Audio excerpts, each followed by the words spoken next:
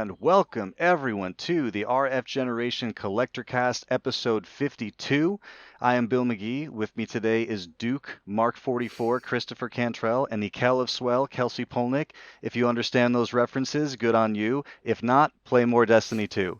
And how about that new intro song, huh? I can't believe it. It's awesome. We're like legit people. Unbelievable. Yeah, couldn't have asked for better. Very, very good friend of the show, Stephen Davis, the Disposed Hero, generously offered to give us a little song. He showed us some demos, and we said, like, that's absolutely amazing. So it's huge to have an amazing intro song that really, like, all of us have just been jamming out, like, all week, too. Yeah, so much it's really good. Yeah. Super thrilled with how it came out. That's amazing. So we got a great show. This is episode 52. This is my first time moderating. 52 is also my number when I played hockey, so that can't be a coincidence, right? It just kind of falls that way. It only took 1 year's worth of weekly episodes, if we're doing them every week, number 52 for me to get in there. So I just had to hang in there just a little bit longer. So, but yeah, got a great show. We're going to be talking about soundtracks. So we have a lot of great questions, so let's jump right into it. So before we get started, let's just get a quick little update in the last couple weeks, kind of what we've been playing, what we've been getting up to. Duke, what have you been working on? What have you been playing? Well, I've been busy. As far as games go, I've like a last show I talked to you guys about. Neo 2 had some free content that came out because they hit like 1 million copies of sales. So I've been playing through those. Good on them. That's pretty good for that style of game. Like, they're not 10 million sellers. It's solid. Yeah. So they've put out a lot of new free content. So I've gone through the missions that are there. It's even nice. I really like the way they did it. They went through, and so like on the map, the way, if you guys ever play the game, what you'll see is like the main missions are in red, the submissions are in gray, and just to make sure you knew what the new missions were, they're in blue. So it's like really easy to go through. It's like, oh, okay, I want to play those new missions. And what they've done also, I think, is made it really like quality of life, because I won't get deep into it, but to craft, you have to get these things called smithing texts, and they have to drop from enemies, and it's a random drop. So what they've done with a lot of these new missions is they've made it very easy to farm them. So they're just like, here's a boss rush of all these guys, so if you want to farm, just do these strings or whatnot. And it's fun at the same time, because it's just good boss fights.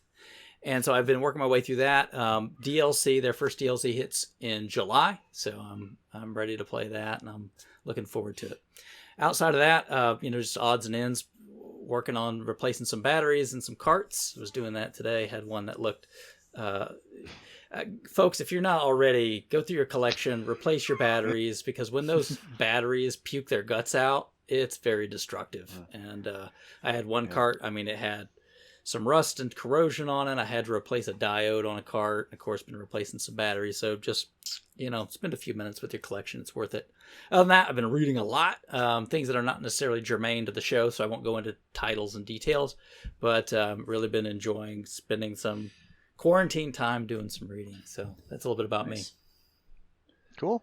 Very cool. And you're talking about like the save game batteries in many carts, right? Yeah. And if you've never done it, don't be afraid. Look it up. It's easier than you might think. But yeah, definitely worth it, especially to avoid in cartridge puke. Yeah, it's nasty business to clean up. You don't want to do it. These cartridges, these batteries are 30 plus years old now. Yeah. It's similar to like arcade hardware with like all the capacitors, like the electrolytic capacitors. They dry out after several decades. So or they puke their guts all over the board and destroy things. Exactly. Yeah. Mm-hmm. So yeah, definitely worth it. All right, Krabby, what have you been up to? What are you playing? My daughter had her birthday a couple weeks ago, and I got her first game to play with her, which was Yoshi's Crafted World.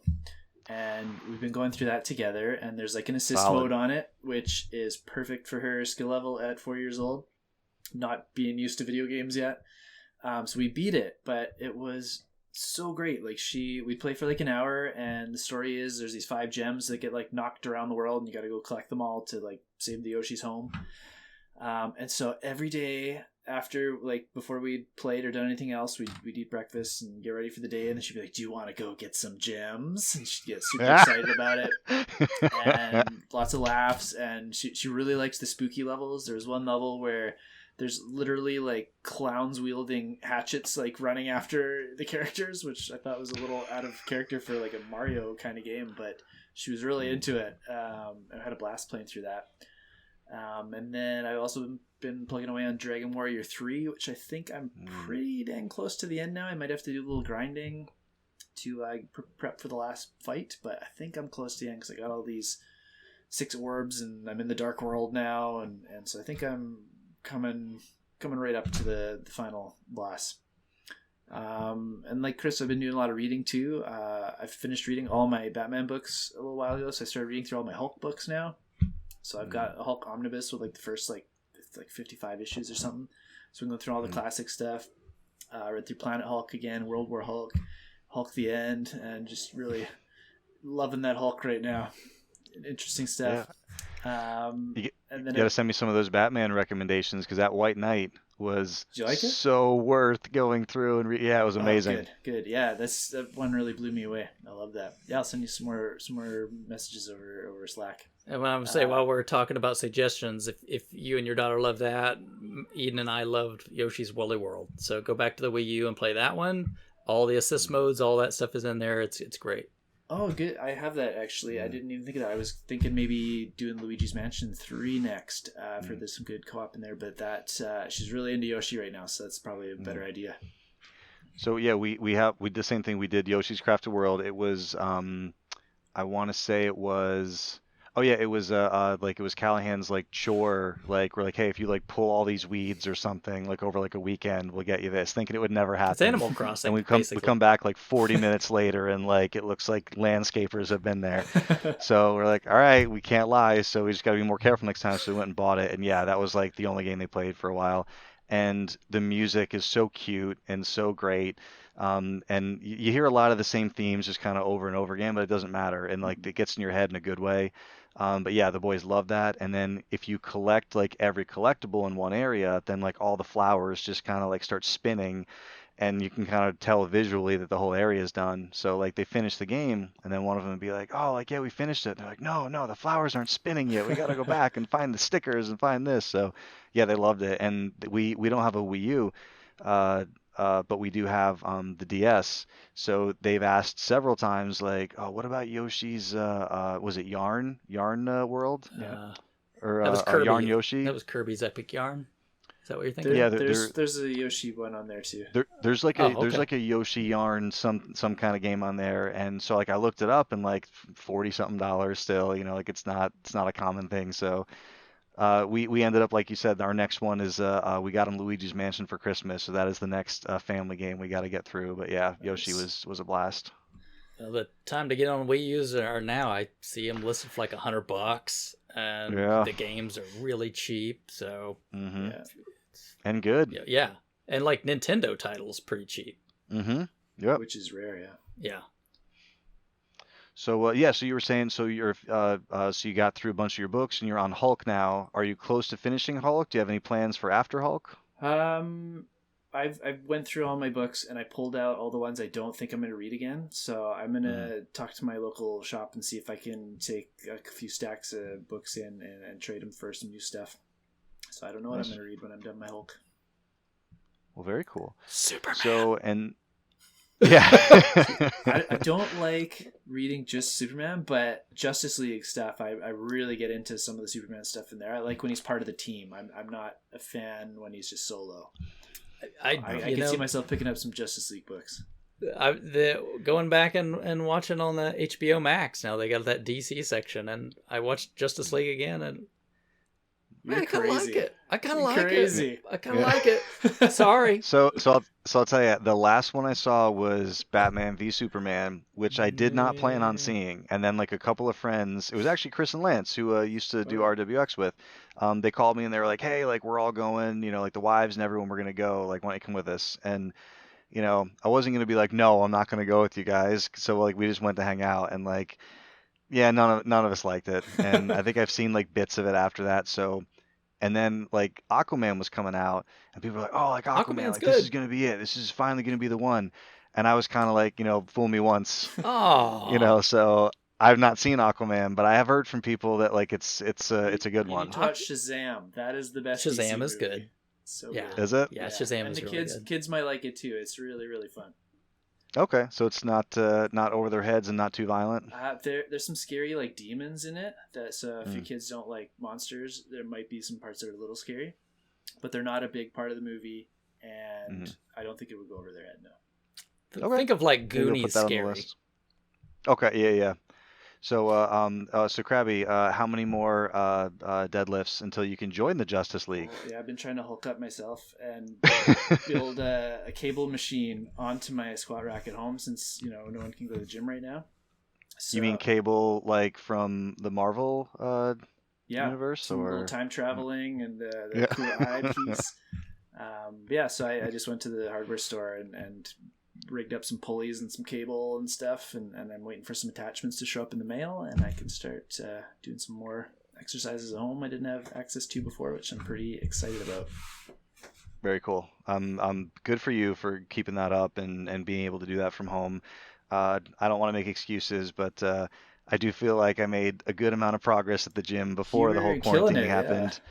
And I look down and like I see the progress like slowly going away, and I'm like, okay, I gotta get back on it. But like everybody else, it's impossible to find gear locally. So Just doing my best. for the attachments to my cable machine, I just want a loading pin, which is literally just like a metal cylinder with a hook on Like a the bushing, end, yeah. and they're like $20 normally. I can't find one for less than $70 plus shipping right now. It's nuts.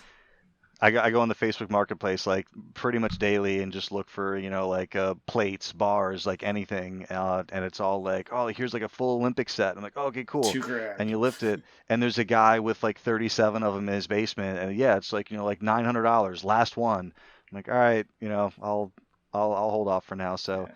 But yeah, that's the way the world is, so we can get past that. So, all right, so we're up to date on stuff we're playing. So we're gonna move on to a handful of news items. So I will go last because I have something that kind of ties in to something here. So, Krabby, do you have anything in the news that's been interesting for you want to talk about? Yeah, and I like it could be its own topic, so I'll keep it real brief. But the PS5 reveal was just a couple days ago. We finally got to see some games, got to see the console. Still no release date or price, which I was kind of hoping for those, like most of us. But it was fantastic. They showed a huge variety. Have they ever said release date and price first? I can't remember. I'd have to go back and check, but they were just so close to when it's supposedly coming out. It's just really bizarre. Yeah. But yeah, I saw some cool games, both exclusive and multi-platform. That new Resident Evil looks amazing.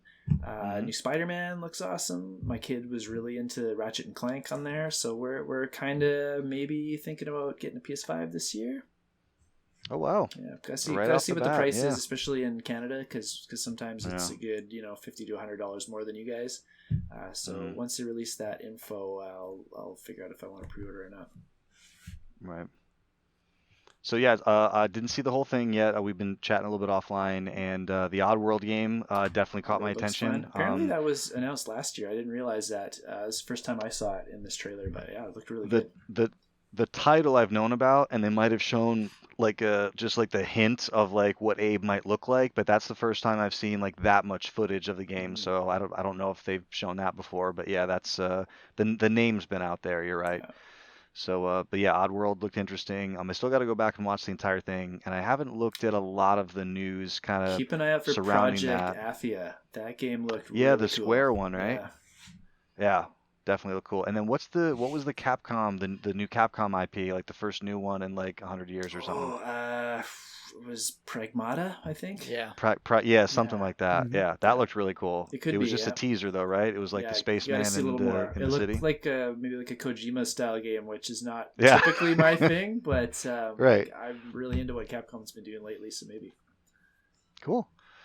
Yeah. So yeah, there was definitely people, and that was rescheduled, so people were looking forward to that. So that was definitely cool.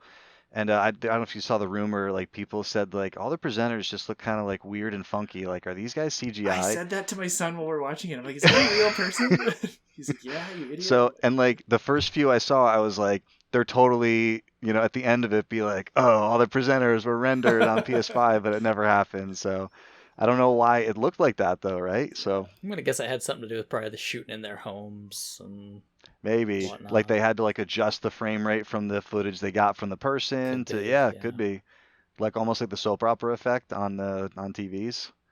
could be. So but yeah.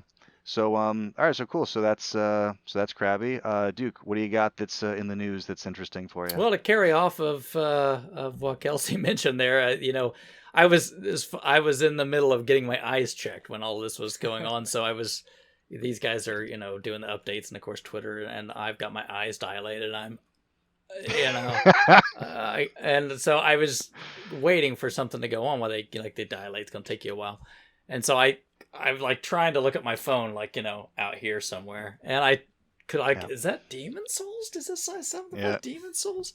And so I blindly messaged these guys. I'm like, did somebody say something about Demon Souls? And he's like blobs on the screen. I'm like, big letters? Can you just yes Yeah, or yeah. no? And so yeah. So then when I got home and my eyes cleared, I went back and watched it. So yeah, they're not even saying. They're saying remake, so that's not even just like just touching up the graphics. So it sounds like they're Mhm. actually going in and doing they're some work to rebuilding it. the whole game from the ground up. So part of that is makes you a little well, they get it right, Yeah. but that team's done good job in the past. So I don't think track record. I'm afraid that they may. I'm afraid they'll tamp down the difficulty because Demon Souls is very. It's very esoteric. I mean, it's very odd, Sure. and it has a lot of very strange systems, and it's not intuitive and very esoteric. So we'll see what they do with it. I think they know the Souls community will be up in arms if they mess around with certain aspects of it. So I hope they keep that in mind, and I think they will. Yeah, we'll see. We'll see. Is there a Souls community with like a volatile subreddit that complains about things when they happen, or is it not like that kind of community? I don't. never I'm on not a Reddit, Reddit person, but sure, I guess so. I wouldn't be surprised if it did exist, though. Probably. But yeah, so that'll it's probably going to be like the PlayStation 4. I bought a PlayStation 4 because Bloodborne. So this is probably why I'll buy a PS5 whenever I won't buy one unless Demon Souls is a launch title. Then I would right at the front. If not, then I'll just wait until it comes out. But that's a sale. One. I don't think they said 2020 on that one, so it's probably next year. Yeah, I didn't see it. Like some things had a year on them, like 2021, 2022, and like some things had nothing. Yeah. So either we're gonna get really lucky and they're gonna be like surprise launch game, or they're gonna be like, I don't know, 2023, I don't know. Well, I think they're gonna push Spider-Man for launch, and then they'll probably keep that for the spring or something, maybe just to keep that momentum going. Yeah. Maybe. So I remember seeing like a lot of 2021s, but there were more than like a good like half dozen 2020s too. So I think it's gonna have a solid launch period, but definitely Spider-Man will be probably that like. There's all different tastes all over the place, but I think like Spider-Man, especially if it is like that kind of like they said if it's not a game, it's like a smaller scope thing similar to like that Last of Us special release, but like it's Uncharted, you mean? I think. Yeah, Uncharted, that's what I meant. Sorry, yeah. But yeah, it's gonna be. I feel like it's gonna be like a $20-$30, kind of standalone mini experience, which I feel like is gonna be like almost like the Wii Sports. Like it's the one thing that like everyone's gonna get with it. Sure. So I'll be interested to see what happens. Yeah. I mean, I was really kind of surprised they didn't mention even like one word about back compat, so that's concerning to me. Pretty that was surprising because that's been a topic in the news a lot lately. Yeah. So outside of that, in PlayStation 5 is the CPT, the Capcom Pro Tour started today. Since it's Corona land, they had to do it all. Everything's online this year. Yeah. And so the European online tournament started today. They're going to have top 8 tomorrow. So they're doing like one every weekend for a while to kind of get those things set up. And so I'm glad to see competitions again. Finally, we've got some stuff because, they've been missing a lot due to that. So it's a different structure. It's not quite as good to watch, just online matches, but it's something. Sure. So it's fun to watch, and I'm glad they're trying to make it work the best they can. Yeah. Just a different world right now. I kind of like having it spread over different weekends too. I like that format. I know you can't do that when you have everybody in one, building trying to compete. So that's the one thing I like out of the new structure. Yeah, be interesting to see. I don't watch any other game tournaments, so I don't know how they're doing it. But I mean, it seems like a pretty good way to go. Yeah. Yep. That's all Very from cool. me. So very good. Yeah. So to kind of bundle my like kind of what I've been playing and my news piece in the same thing. So I've been reading Stephen King's Bag of Bones. I may have mentioned before that I'm reading all of Stephen King's work chronologically. So I'm up to Bag of Bones, which was written like in I think the mid 90s. Just finished Green Mile a few weeks ago, so started that, and that's pretty good so far. We've been doing a lot of Legos since quarantine started to try to get my kids some balance between, stuff off a screen and when you can't be outside. So I might have mentioned that last time. So got a great big, Acro Mills like organizing, small parts thing with like labels and stuff on it. So we're doing a lot of Lego building, a lot of Minecraft style. We'll do like a snow section and then like a desert and like a jungle, and like we'll get them all together and like just like make a different environment like that. So that's been kind of cool. Um, uh, and then just besides that, just playing. I've When GTA 5 was free on the Epic Game Store, it's one of these games that I've started 3 times now. I had it on 360, and then when I heard it was coming to Xbox One, I was like, well, I'll just wait and see if the progress transfers to one because I thought it would, and then it didn't. So I was like, well, it's the better version, so like I'm not that far in. I'll just start it again. So then I started again, and then something happened, and then I stopped playing it. So now it's free on PC, and I'm like, well, this is the best performing version I can get. So this is now the third time I've started it, and I'm farther in this playthrough than I've been in any other one.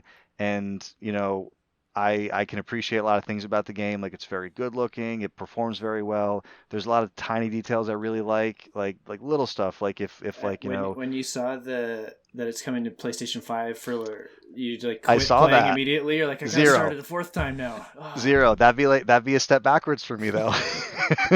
But that's going to be the best looking version now, Bill. Oh no, performance. I can beat that performance wise. Don't worry about it. So, but yeah, so like little details, like if you go into the water like just up to your knee, right? Like that's the only part of your leg that'll be wet, and like it'll dry. Like it won't just go from wet to dry. Like it'll like gradually dry. Like just there's a million little details like that that are really cool that someone figured out, and the fact that it's like an enormous space modeled after a real place. So like I was always like pinging my sister-in-law, and I'm like, hey, like if you think you would know like how to get places if I dropped you in here 'cause she lives out in LA, and so I had her watch my game, and she was like, okay, take a left, now take a right, now go down there, that's my building, like it was just cool to see them do something like that. But really like I'm to the point with it where like it's technically impressive, it's really it's got a lot of cool things going for it, but at the end of the session when I look at it, I'm like, am I actually having any fun?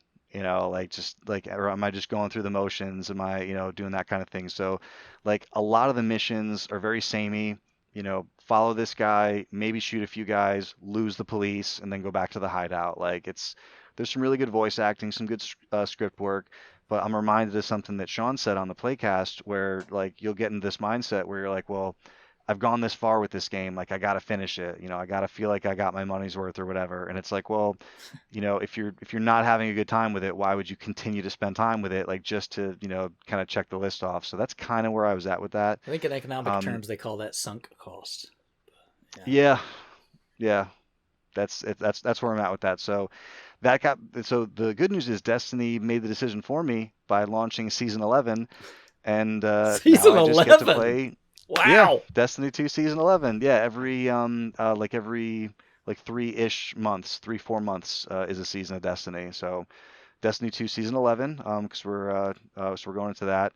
So that's where I'm at gameplay wise. And now to roll into my news item, uh, to quote Aragorn from Lord of the Rings: Return of the King, there will come a time when Bill's news has nothing to do with Destiny 2, but it is not this day. Direct So quote. direct, yeah. One does That's not from the simply book, right? Not the movie. one does not It's simply yeah, it's stop actually talking in about the Destiny. it's in the extended edition. So don't go looking for it on the regular DVDs. So uh so Bungie had the reveal stream for not just the major expansion in the fall, but the next two major expansions for the next 2 years, which answered the question: is there going to be a Destiny 3? Are we going to have like another reset and like have to like re-earn everything? So they kind of dropped the bomb finally, saying like, listen, we don't want to make a Destiny 3. We don't want to have Destiny 2 go dark and then have to have this big, like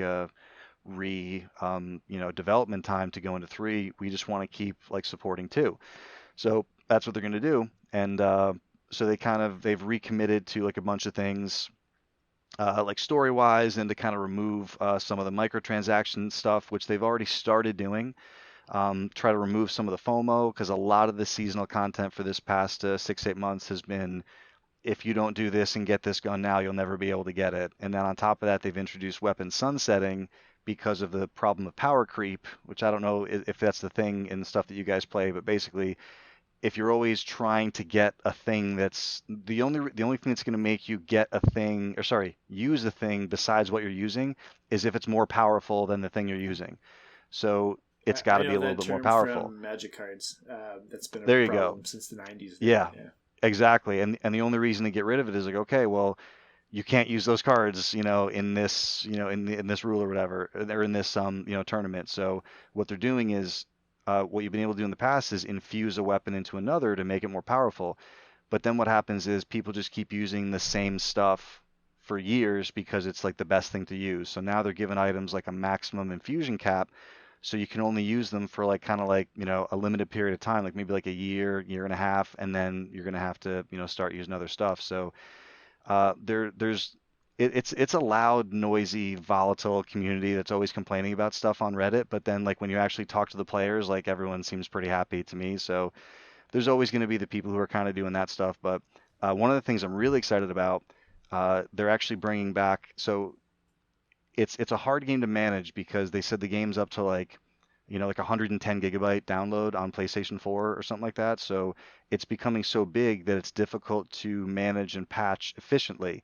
So they're spending more time patching because there's so much old content to like verify works and it doesn't break any old stuff, that it's taking away from innovation and new things. So they're introducing what's called the Destiny Content Vault, which originally I misinterpreted that as to being like a separate standalone like instance that you could go and play all the old It's stuff. like the Disney But vault. no, Your they're guns go into the yeah, vault and they come out every 5 years, exactly. They're right? talking about like a philosophical, like a logical vault.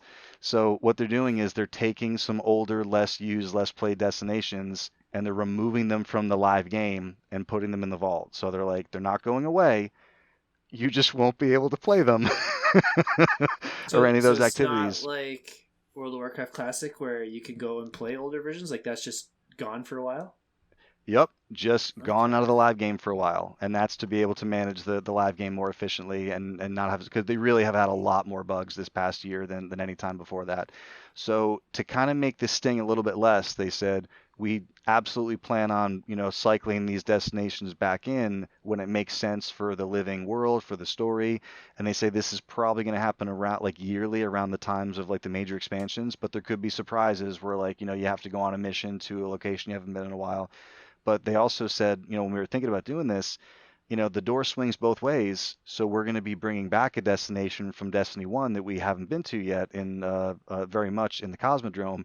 And they're bringing back arguably the most popular of the first 3 raids, Vault of Glass, will be playable in Destiny 2 early next year, which is a pretty big deal. It's like one out of, if you ask 100 Destiny players, half of them will say Vault of Glass, half of them will say King's Fall is the best raid.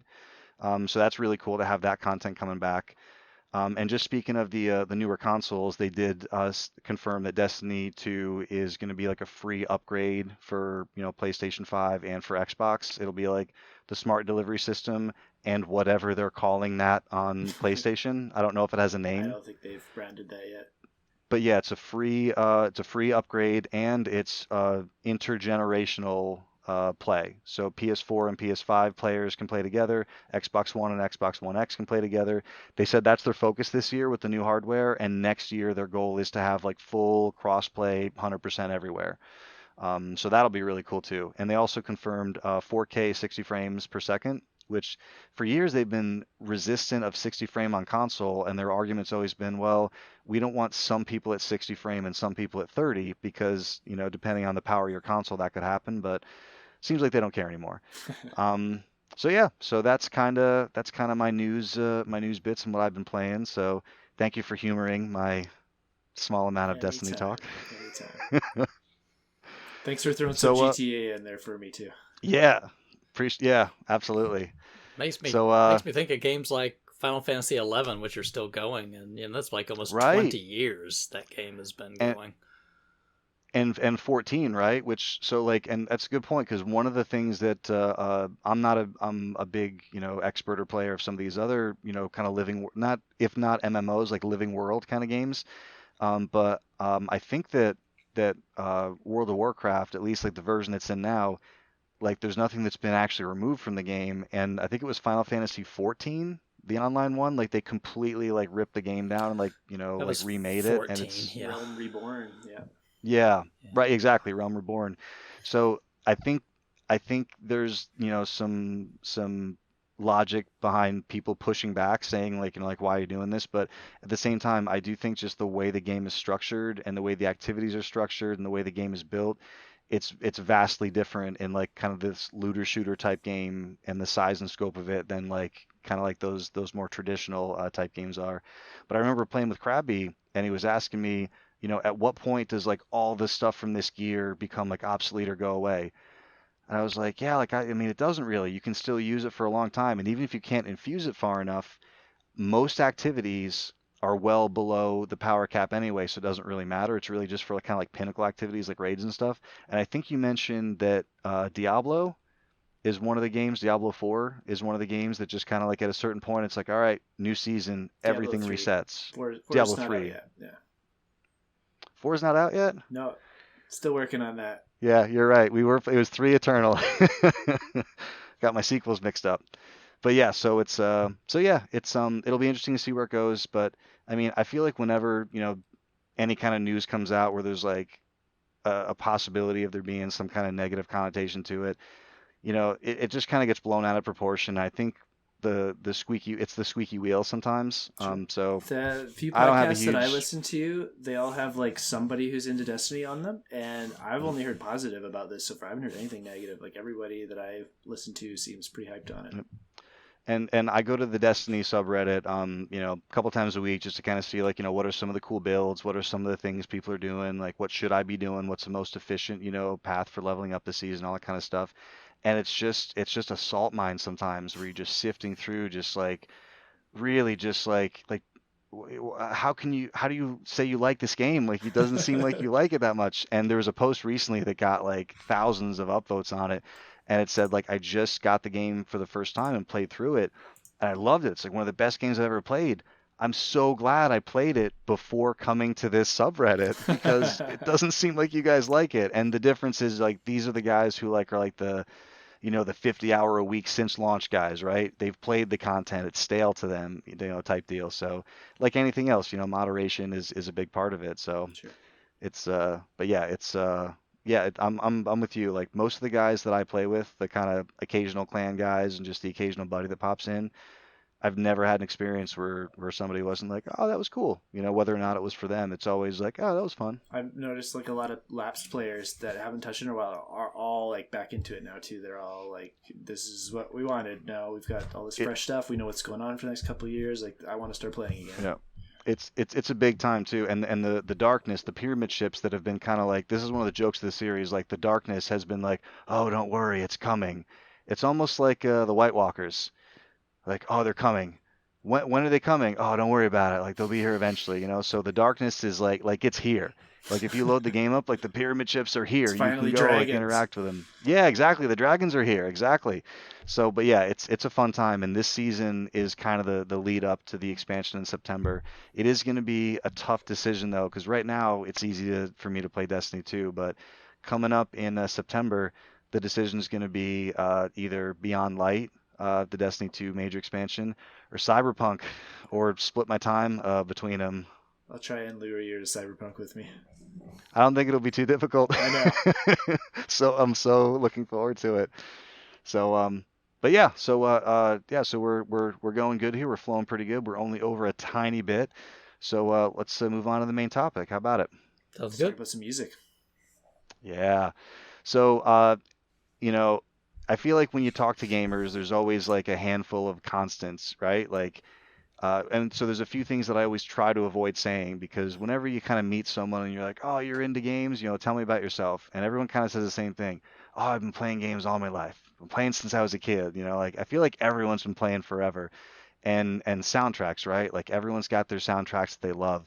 But I thought it'd be interesting to talk about soundtracks in just like a slightly different way. Talk about some categories that maybe don't get as much attention, but also kind of start by talking about like what a game soundtrack means to you, and kind of when you first kind of became aware that a game soundtrack was a thing. Because I remember for me, soundtracks had impact on me before I knew that like, oh, that thing is called a soundtrack, or the person that made that is a composer, right? Like you would just fire up a game and you just said the music in this game is really good, makes me feel good, or like it was like made you feel tense, like playing like uh like the Alien Storm or like what, just like anything that kind of like made you like feel like, oh, I'm gonna die, like, or like the music in Contra, like just kind of like got you going. So just want to kind of talk about like, do you remember the first time that you kind of became aware of the soundtrack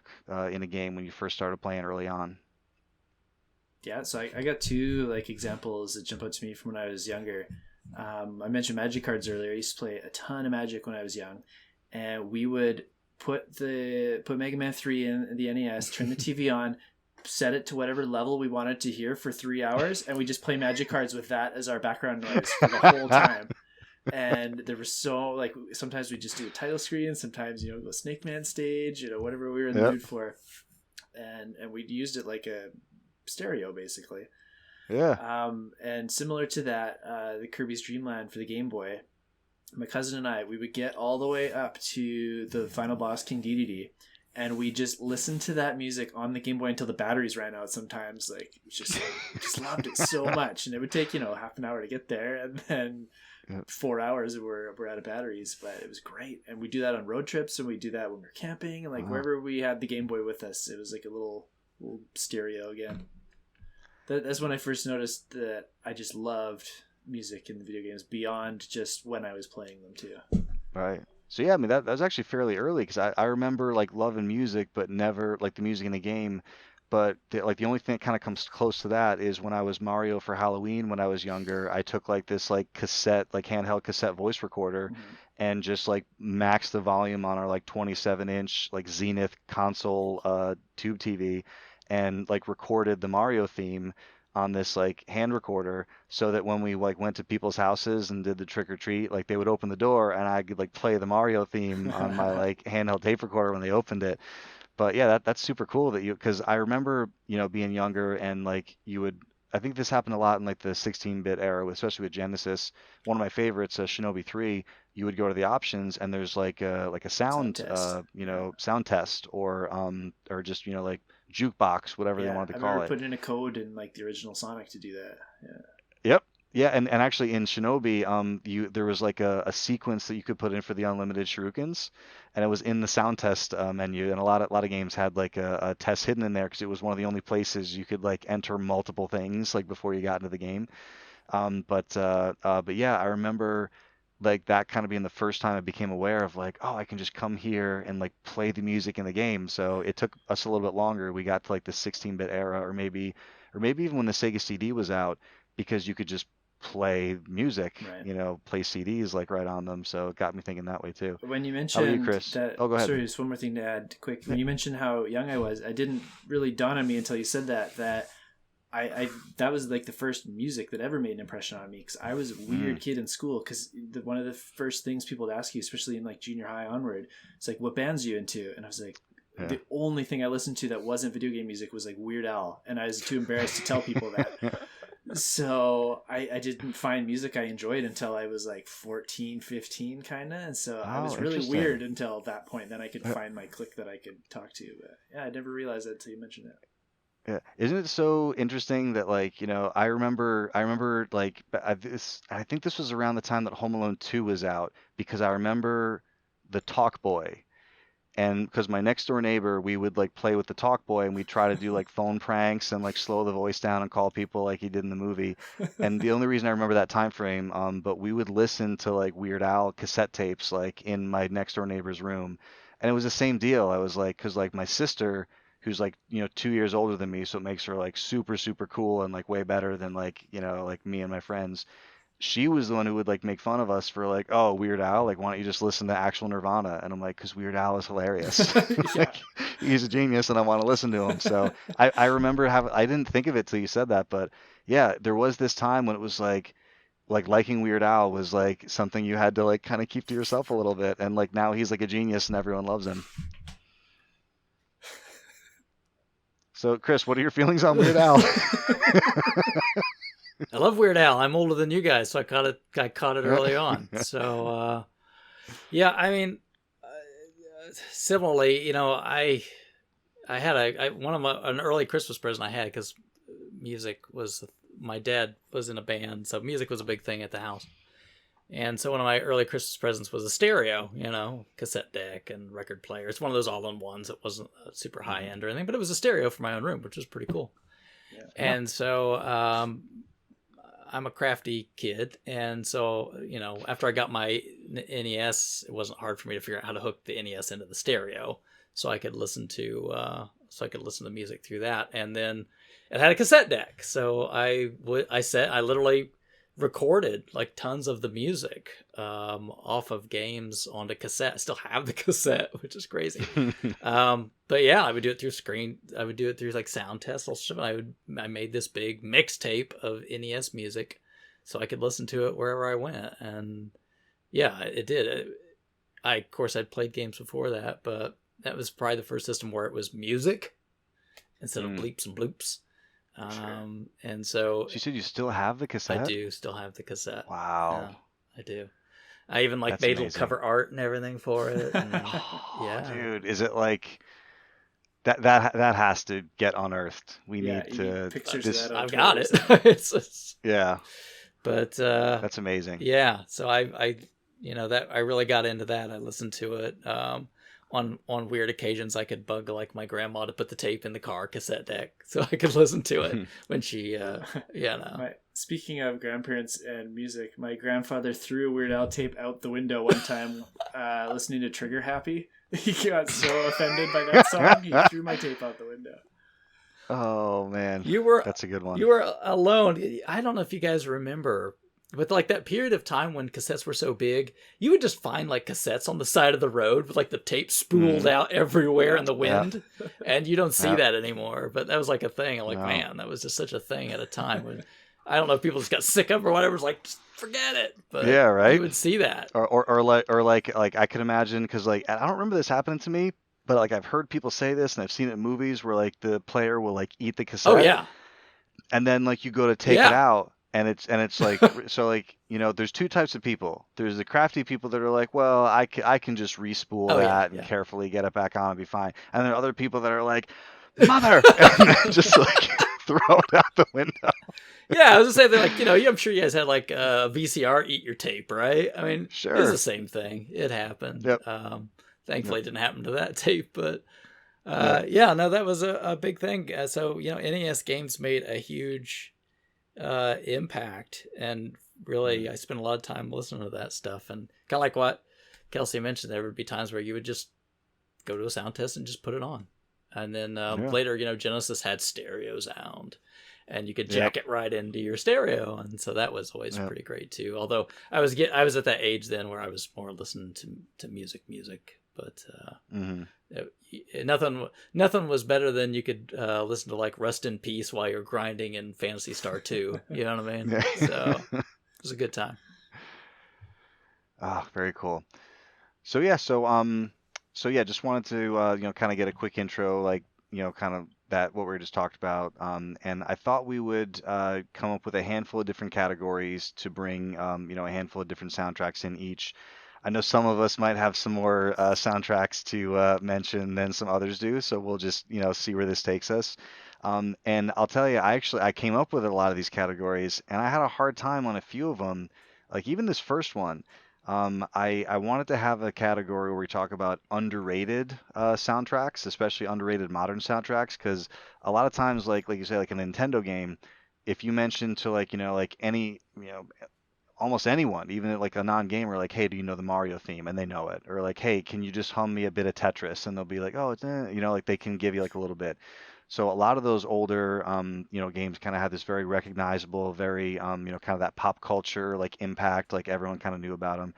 And soundtracks in some more modern games, like sometimes they're really, like beautiful and appropriate, and whether it's orchestral or, like electronic music, they can be amazing. But a lot of times, or sometimes, I shouldn't say a lot, but a game studio could just say, hey, just give me any music, like it's not really like memorable. It's just like kind of like background noise, right? They're also not So, always like pumping that 20-second loop through your head for like an hour, so it yeah, switches to another track, or that it's a longer yep. like 5 to 10 minute track, or yeah. Right. Yeah, yeah. So I wanted to talk about some underrated modern soundtracks because there's a lot of people who know about the ones that kind of get their recognition, and but at the same time, as I was kind of going through this, I was like, there's some really, really good soundtracks that people probably like know about, but like when I talk about them to people, they're like, oh yeah, like I haven't listened to that, or no, I don't know that one. So I've got a few, and so I'll start off with uh,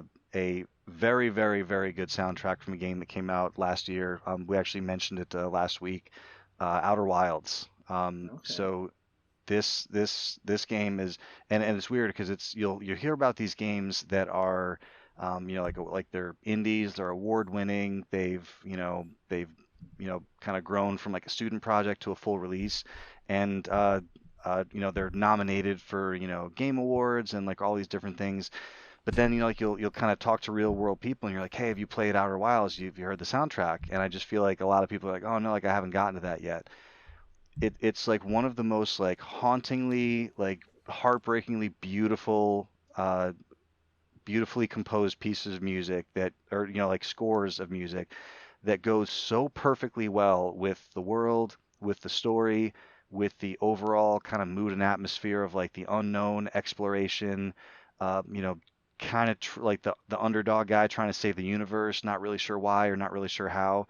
And it's crazy how it's gotten its hooks into me without me really realizing it. Because at first it just kind of like it's a little acoustic guitar here and there because you start off at like a campfire, and then it's kind of you end up in space, and then there's all these like big orchestral, like crazy like beats, and then the game kind of comes back in its finale to this kind of like grassroots, like down to earth, like acoustic kind of guitar, but then like with other pieces kind of all coming in and like building up together. So I thought it was worth mentioning.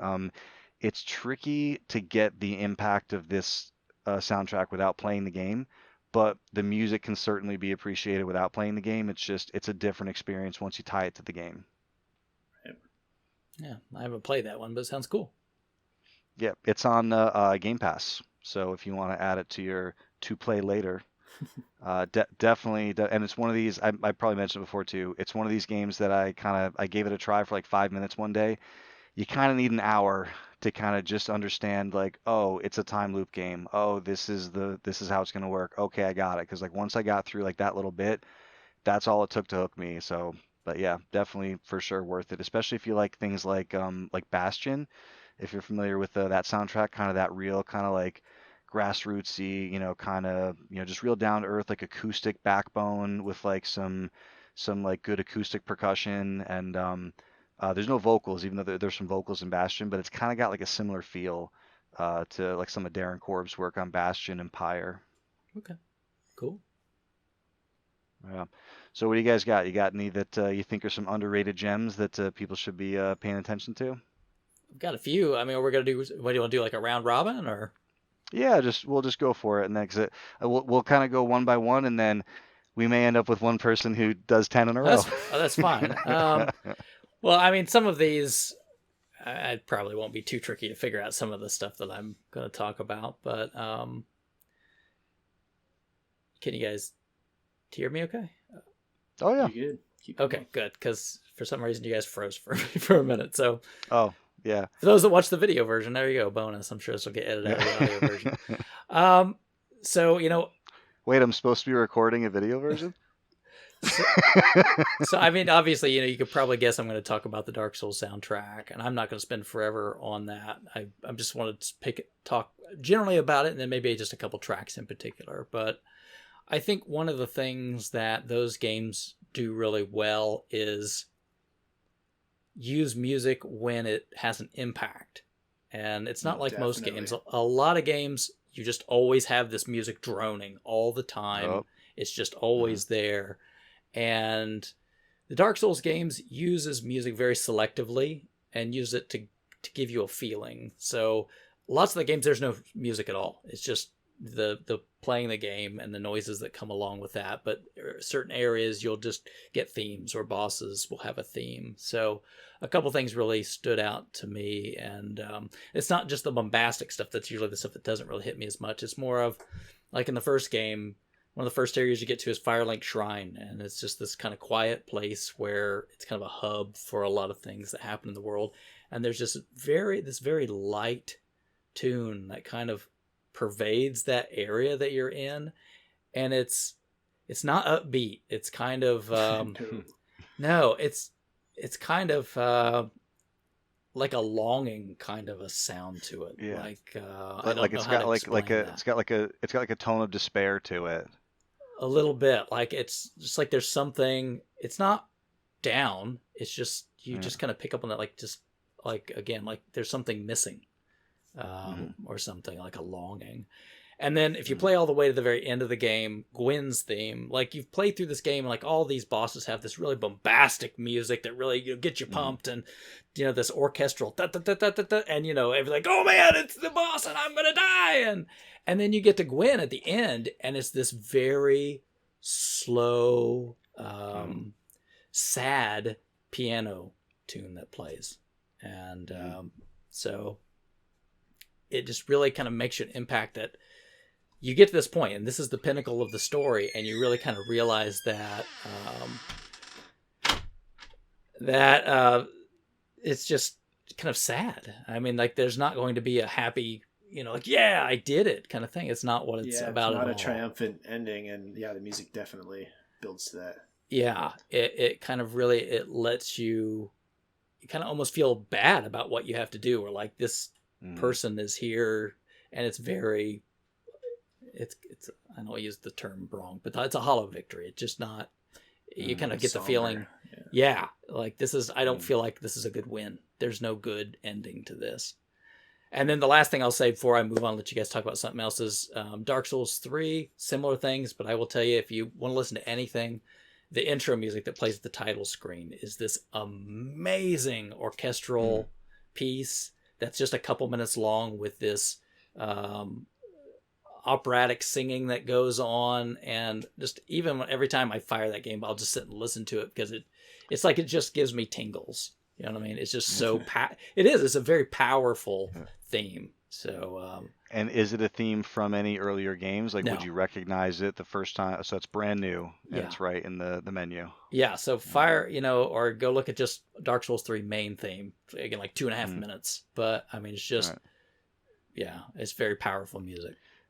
It's interesting you mentioned that. This wasn't one that was on my list. It was one I considered putting on, so I'll give it a 10-second honorable mention. Civilization 6. The music during the gameplay is just very, very light, so that you can kind of, make out, like, what's, like, you can hear, like, grass growing and horses, walking around, and like things being built and bridges coming up and stuff. So it's just like very, very, like, 1 and 2 notes here and there on like whatever instrument. Like if it's Japan, it's like kind of like those, that traditional like Japanese like string instrument. But the orchestral score at the title screen, I'm with you on that. Like I'll get to the title screen. It's like, maybe let's just sit here for 5 minutes and enjoy this, beautiful piece. So yeah, it kind of gave me the same vibe. So Dark Souls 3 title. Yep. And that's one you have that you do have the vinyl of, you were saying? Yeah, I've got the whole Dark Souls trilogy on vinyl, and Bloodborne, and I'm sure now that Demon Souls is coming back, I've got the CD, but I'm sure hopefully we'll get a vinyl release on that. But I really do hope they Very cool. revamp it though, because the Demon Souls, it's a little weaker. It's a little weaker to be honest, but yeah, I would say you can't go wrong if you like that very orchestral kind of stuff, which I do. Yeah. Yeah, yeah, for sure. I got a couple orchestrals coming up here, but why don't we let Kelsey jump in the mix here and give us something that he's dying to talk to us about? Sure. So I actually found out something new about my own personal taste in music doing this, because typically I don't know if we've ever talked about music on the show, but I like all retro or heavy metal. Like that's all I ever listen to. I don't stray out of that. I know it's very narrow and I need to expand, but I just can never find anything else I like. So when I'm putting down a list of games that had soundtracks that kind of jumped out at me that I wanted to revisit for this, there were three of them that I'm going to lump together here that are none of those things I just mentioned. So there's a game I reviewed. It was my first review. It's called Exception. It's a little indie game. It's a little like platformer where the levels like manipulate around. It's very cool, but it's very like kind of techno sounding. And I remember listening to the songs in that over and over while I was writing out the review, just to like keep myself in the mood for the game, and not lose my train of thought while I was writing. And then a little bit after that, I picked up Nex Machina from Limited Run Games, which is a really cool twin stick shooter that Housemarque did. And it's got the same kind of like really pumping like techno soundtrack. And then another one that I had was the Wipeout games, Wipeout 2048 in particular. Man, I yeah. played a lot of that on the Vita while I was traveling for a little while. And I think I might like synthwave, which is kind of blowing my mind because it's not a genre I've ever explored. But those three games I just love. Have you ever listened to Carpenter Brute? I've never even heard of that. I don't know what you're talking about. Seriously, you need to listen to Carpenter Brute. And so I'm gonna have to reach out and I'll send you a couple recommendations. Yeah. Perfect, because it's not anything I've ever explored, but I love like not just one or two tracks, like pretty much those whole soundtracks I really, really like from all three of those games. So I'm kind of excited to explore a whole new world of music that may have just opened up to me. That's so cool, and it's funny because there are times when I'll play a game like that, and I'll hear a type of music, and I really really love it in the context of the game, and it just never occurs to me I can listen to that outside this game. That happens to me all the time. Yes. Yeah. And then and even Destiny, which is something that I really like and I play a lot. I've never gone after any of the soundtracks. Just well, first they've only been released on vinyl once. It was the Music of Destiny Volume 1. It was pretty limited. I didn't get a copy, and now it's like ridiculous on the secondary market. And then the rest of it's like CDs, and I'm like, well, I don't really buy CDs, so like whatever. But then we got Spotify, and I'm like, okay, like whatever, like I'll throw on the the Shadowkeep soundtrack, the most recent one. And I'm telling you, for a game that I play a lot and I've heard this music a lot, I couldn't believe how good I thought this music was, just in the context of just listening to it, just like in the car, like on the drive, where you really get to like pay attention to like the crescendos and like the orchestration and like how certain things build up and how they're building tension. And I'm thinking like, I don't know if I could have picked it out, of a lineup, but like I'm hearing it and I'm like, ooh, that's this time, like right when you go here, it's right before this happens. So it's crazy how like sometimes my brain just kind of focuses in on like, this is a thing that you listen to when you're playing a game, and like not outside of that. But like with RPGs, it's the opposite. Like I'll be playing an RPG and I'll think like, ooh, I can't wait to listen to this later. Like it's just, I don't know what that phenomenon in the brain is called, but I've experienced that too. So Wipeout, huh? It's just slightly off track. Extreme G. Yeah, I'm an Extreme G fan. I can't recall the soundtrack specifically, but I played a lot of 1 and 2 back in the day. I like the racing mechanics a lot in those games. Yeah, I played the hell out of 1. I played more 2 than 1, and then I think something happened when 3 came out. It was either like, okay, I'm now too old to be able to accurately pilot this vehicle anymore, or I just didn't have like the twitch in my thumb anymore. But I remember the first time I broke the sound barrier in 2. I like literally like held my breath until like I came back through the sound barrier and I looked around in the room, was like, did anyone else see that? And I was alone, so no one else saw it. But yeah, that's interesting though. I hadn't thought about the wipeouts in so long, but yeah, you're right. Yeah, they're Those are really good. those are I great. picked 2048 like specifically, but I do like multiple Wipeout soundtracks. They're all pretty solid. Cool. So I guess we'll keep the round robin going for some more of these modern ones. I actually kind of mentioned a few of them just in talking right here. I had Bastion as one to mention, which I talked about a minute ago, as kind of having a kind of similar sound to the Outer Wild soundtrack. And I should have mentioned before, it's Andrew Pralo is the composer of the Outer Wild soundtrack, and Darren Korb is for Bastion. Now this next one, I don't know if you call it underrated because it is one that's won like a lot of awards. Gets a lot of recognition, and it is like a major Nintendo game, so it's not like some little indie thing that you would never hear of.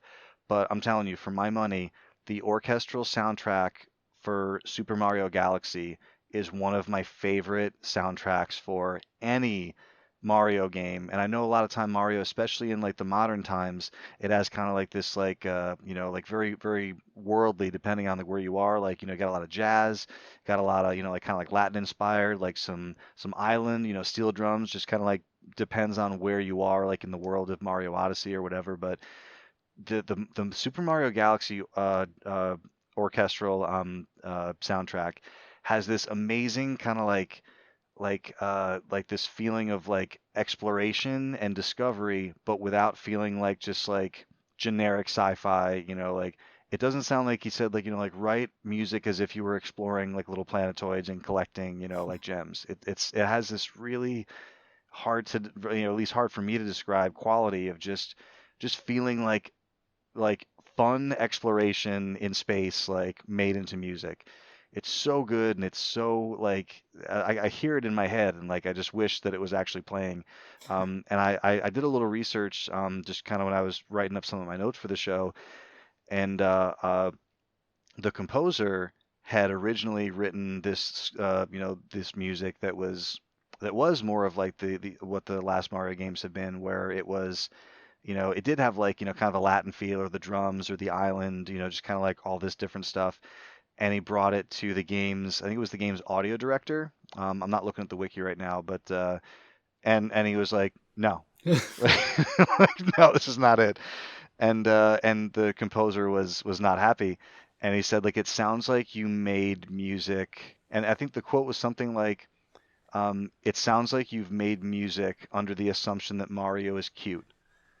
Make music like not assuming that Mario is a cute thing that you're trying to make like a soundtrack for young children to be happy like when like the blip blops happen on the screen. And I guess this like upset him so much that like he almost quit.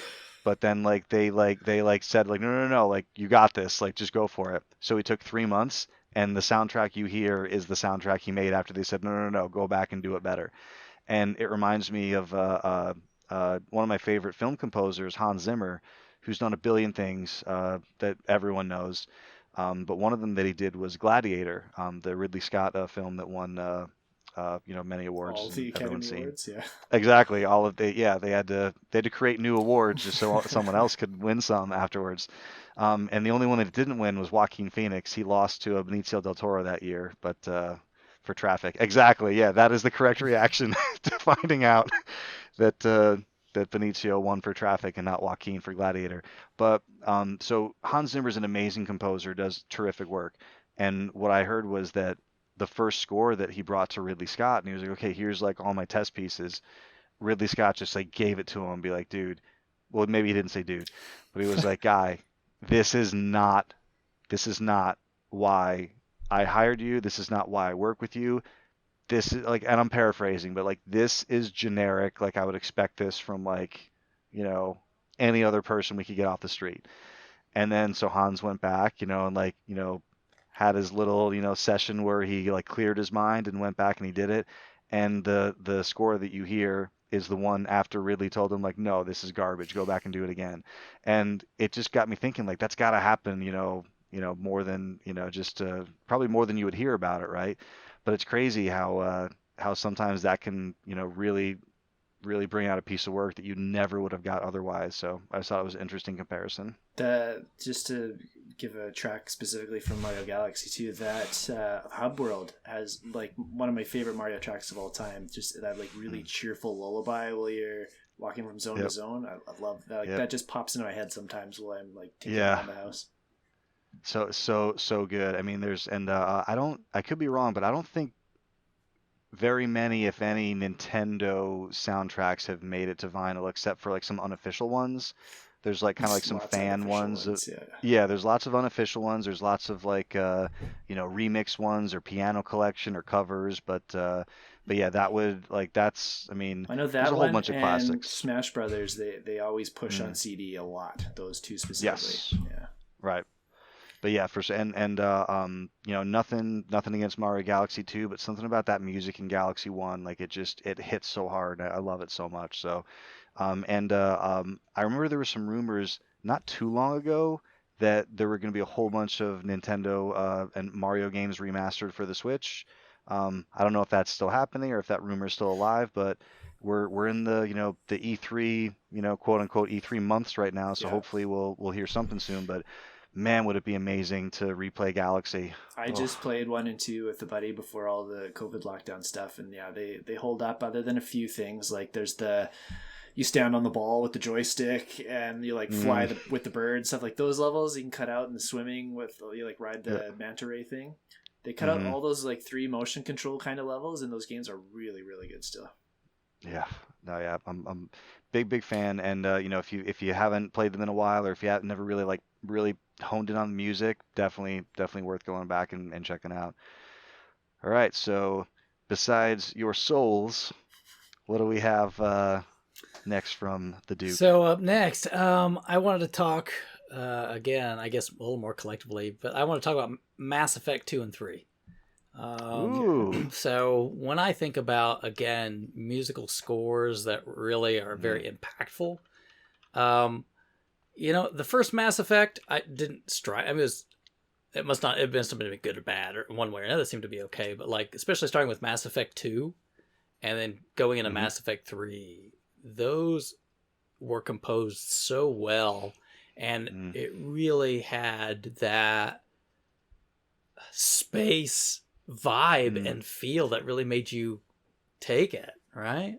And like that super futuristic, like kind of like synthy. Oh man, yeah. And not to interrupt, but I had the composer of some of the Mass Effect stuff, Sam Hulick, on my Twitter feed forever. And I really do feel like Mass Effect kind of gets a bad rap for the reception of the ending of the third game. And so I don't want to dwell too much on that, but like people don't realize how insanely good this trilogy is. Oh yeah. And especially the entirety of that third game, like regardless of like, the choices I made were supposed to, just leave that at the door. The game is unbelievably good and absolutely worth your time and attention. And it's interesting you mentioned the Mass Effect games. It's one of those vinyl soundtracks, like so many others, that like it was out for a hot minute and now is $1 billion on the secondary market because they don't want to make any more. But yeah, you're 100% right with the theming of the and man, like character themes and it's like, unbelievable. Great pick. Like that theme that would play, I'm trying to think of his name now. Gosh, it's been a few years since I played that game, but it was like, it wasn't the Hidden Man, was it? What was it? The Elusive Man. That's right. Yeah. So like his theme that would play when his sections were going on were like really good. And and like I said, I know people grumbled about the end.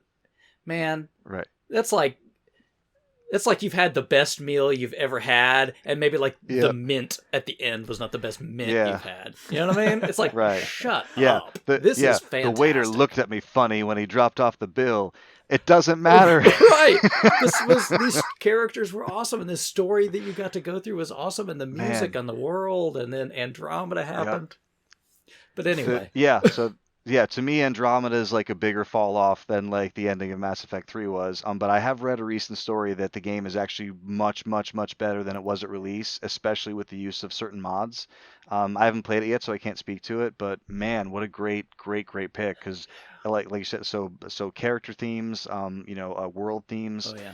the change in the uh, dramaticism and the intensity of the music based on like Mm. so when you have the confrontation, no spoilers or anything, but we have this confrontation with Rex where you have to with the was it the Yeah. genophage they called it with you had to have enough like for lack of remembering the term like you had to have like enough goodwill built up Yeah. like in your paragon or whatever status to even be able to convince someone not to do a thing, and the way the music went with that. And one of the coolest things, and I'll try to keep the spoilers out of it, the theme song on the title screen where it's like kind of like that one note where it's like and then it kind of goes into a melody. Uh-huh. That's the only time you hear that song. And then late in Mass Effect 1, when you kind of get to this part of the game where it's almost like the curtain draws back and you're like, oh, this is what's going on. That song comes back, and you can probably see the goosebumps Yeah. happening like now. Yeah. Like it is so perfectly done, Yeah. and amazing, amazing choice and unbelievable music throughout. Yeah, Yeah. I remember really enjoying those. I haven't ever tried to listen to them out of the game, like we were talking about earlier. Oh, That's it's those good. are ones Mm. I gotta try and put on again because I remember being really. I've only played 1 and 2. I haven't actually played 3. Mm. What? But they did make an impact on me. Yeah, and Ah. and I think actually I fired up I fired up two or three the other day just on a complete whim. I was testing a 360. So I had like I had the console, I had the power supply. I'm like, I just need to throw something on here. So I look at the shelf, and I have the collector edition of Mass Effect 2 and 3. So I just like grabbed a disc out of there and just got onto the Normandy, and just the music on the Normandy. I just sat there and like let it go on the TV for like 15 minutes. That's so crazy you picked that. Such a good pick. So yeah, but yeah, for sure worth. I mean, not like anyone's looking to, add several more 40, 50 hour games to their backlog, but yeah, for sure worth your time. And the music is You just very, gotta very interesting. remaster the trilogy for the new consoles. Like, I just So can't believe it that hasn't was that happened or been announced yeah. yet. It's just like, that was it was a rumor like not even 2 or 3 weeks ago. I follow a girl who works for quality at Bungie, and I forget exactly who the source was, but it might have been like an investor call. It was like EA, it was like an EA investor call, and they were talking about their projected earnings, and they referenced like the remake of the remaster of an existing trilogy as yet unannounced coming out like XYZ, and everyone started saying, well, it can't be this, and it can't be this, and it can't be this. Is it Mass Effect? one can So only hope. it It's exactly. So either yeah, that it's or Dead definitely Space, right? possible. One of those two. Right? Yeah. Let's not bring back Dead Space 3. Let's not bring that back. So yeah, good pick there. Big fan. So all right, Krabby. So number one, play Mass Effect 3. Number two, what do you got for us next? So this one's more in character, and I'm going to lump a few together again. Okay.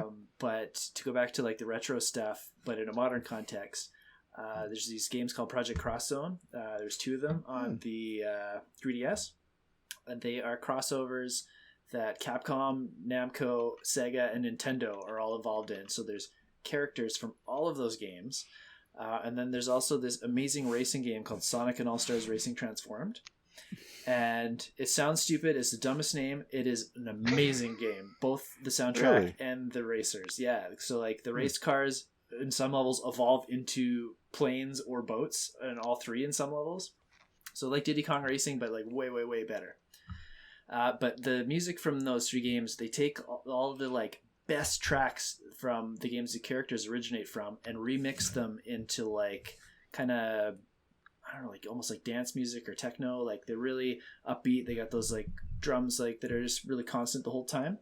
So they take songs from like Shinobi and Devil May Cry and Resident Evil and Darkstalkers and Street Fighter and Golden Axe and like everything, and they just pick like your favorite track from that game and just do this amazing, awesome, cool, like kind of techno version of it. And there's, because of how much source material is in each of those games, they are big soundtracks too. Like there's like 60 some odd tracks in each Project Cross Zone game, and they're all really, really good.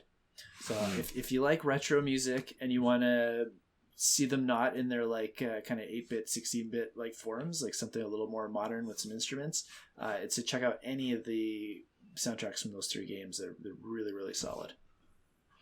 Yeah, I was not familiar with the Cross Zone. I remember you playing that one when you were here that one year. So I really, really like them. They don't have a good reputation, but I think they're really, really fun. They're just pure fan service, which is what I want sometimes. Nothing wrong with it. Yeah. Nope, I'm good with it. So, what is it? Back to me? Yes, sir. All right, so let me pull another one off here. So, this is one that I thought of not adding because I haven't played the game yet, but I thought that would make it even more interesting. So, I was watching the Game Awards by this new guy in the industry that no one really knows yet, named Jeff Keighley. So, he one of the games so I should mention Outer Wilds was up for best score, and I believe the game that won, unless I'm mistaken, was Death Stranding. Yeah, I think that's right. I can't understand why Death Stranding would win an award from Yeah, Keighley. Jeff Keighley's best friend. So and so this is obviously everyone knows Death Stranding. It's a Kojima game, which means it's weird. And a lot of the trailers and like the hype kind of like leading up to the game, everything for it looked weird until like some actual footage of the game came out, and then it looked really, really, really weird. So it's his games are always like very special and like they got their own kind of personality. But I started paying attention when there was some talk about like like really like the soundtrack. People are talking about how weird the game is, but the soundtrack is like super super like really really good, and not just the soundtrack good, but someone was saying before about I think it was you, Chris, in Souls, the use of music like as it pertains like to the actual gameplay. So not only was it nominated for awards and it won the award, but I was hearing people talk about it. I'm on the video game vinyl subreddit group, and it was one of these ones that a lot of people were like, oh, I hope we get this, I hope we get this. And there's actually 2 soundtracks that they released for it. One of it is the soundtrack, or the score rather, and the other is like songs from Death Stranding, because there's a pretty extensive licensed track list from the game. So there's 2 different albums, but a thing that I kept seeing like recurring in the comments for it was not just it's some of the best use of music in the game, but everyone kind of like spoiler free always references like that one scene, or that one like moment where the music like has the impact, and like no one will say what it is because it's like a spoilery thing. And I'm like, okay, well, why don't I give this thing a listen? So I threw it up on Spotify, and I had it on like at work, or like like in the car. And like over the course of a couple days, I was like, yeah, like not even like just knowing that it's weird, and there's like babies and bridges and like odd things like out in the universe, and just kind of like trying to visualize what it was like. The music was just too cool, so I took a chance on it. I actually bought the record, and I've listened to it a couple times. So haven't played the game yet, so I don't know if you guys have ever had that happen where you enjoyed a soundtrack and you Never. listened to it. That's wild. Yeah, so but yeah, it's worth a listen. It's got this like real, like, I don't want to say Mass Effect because it's not exactly that, but it's kind of that. Like it's like electronic, it's intense. There's it's almost like Blade Runner-y in that way, where it's got like a lot of like kind of like ramp ups and like kind of steady beats, and you can tell just by listening. Like, I haven't played the game, like I said, but there are times where you'll hear something and you're like, oh, it sounds like some like big thing is chasing me. I wonder if I'm gonna be okay. So. But yeah, so I wanted to throw Death Stranding on there as one that, because it gets talked about so much. It's about just being a great big weird Kojima game, but the music is really really good, and it's actually a triple vinyl. It's a triple 180 gram vinyl release from Mondo. It's really really high quality package and sounds fantastic. So when you ordered the soundtrack, did a man in a spacesuit with a giant jar of urine just deliver it to your door? Yeah, Bridge Baby. You open up the package and like Quato is like, there's your record.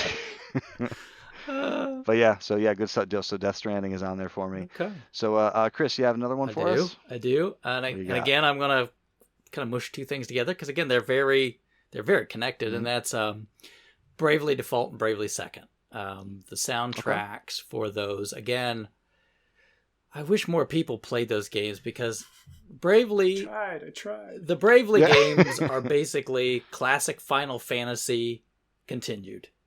So if you liked up through 4, 5, 6, like how that kind of game just sort of just fell off the map and it was gone, and that wasn't Final Fantasy anymore. This is like, oh, well, what if after 4 and 5 we kept getting new Final Fantasy games? And that's what this series really is. And they take that kind of sweeping, happy and joyous and interesting orchestral pieces and movements, and everybody has a character theme, and some of them are very jolly and light and upbeat, and some of them are very, very heavy. But it's just like when you play the Final Fantasy games, you know how every area would have its own sound, and some of them would be really exciting, and you're like, oh man, this is going to be a really cool place to be, and some of them were almost kind of silly, but others were just, everything was always just really well done, and it's the kind of music that's stuck in your head because, again, when you're playing like a Final Fantasy game, you hear these tunes a lot, right? They play for long stretches. You're in these towns, you're in the battles, you're in the overworld, and these songs stick with you. And they have to be really well done for them to stick with you enough to be like, yeah, I still want to listen to more of that, even though I listened to tons of it already.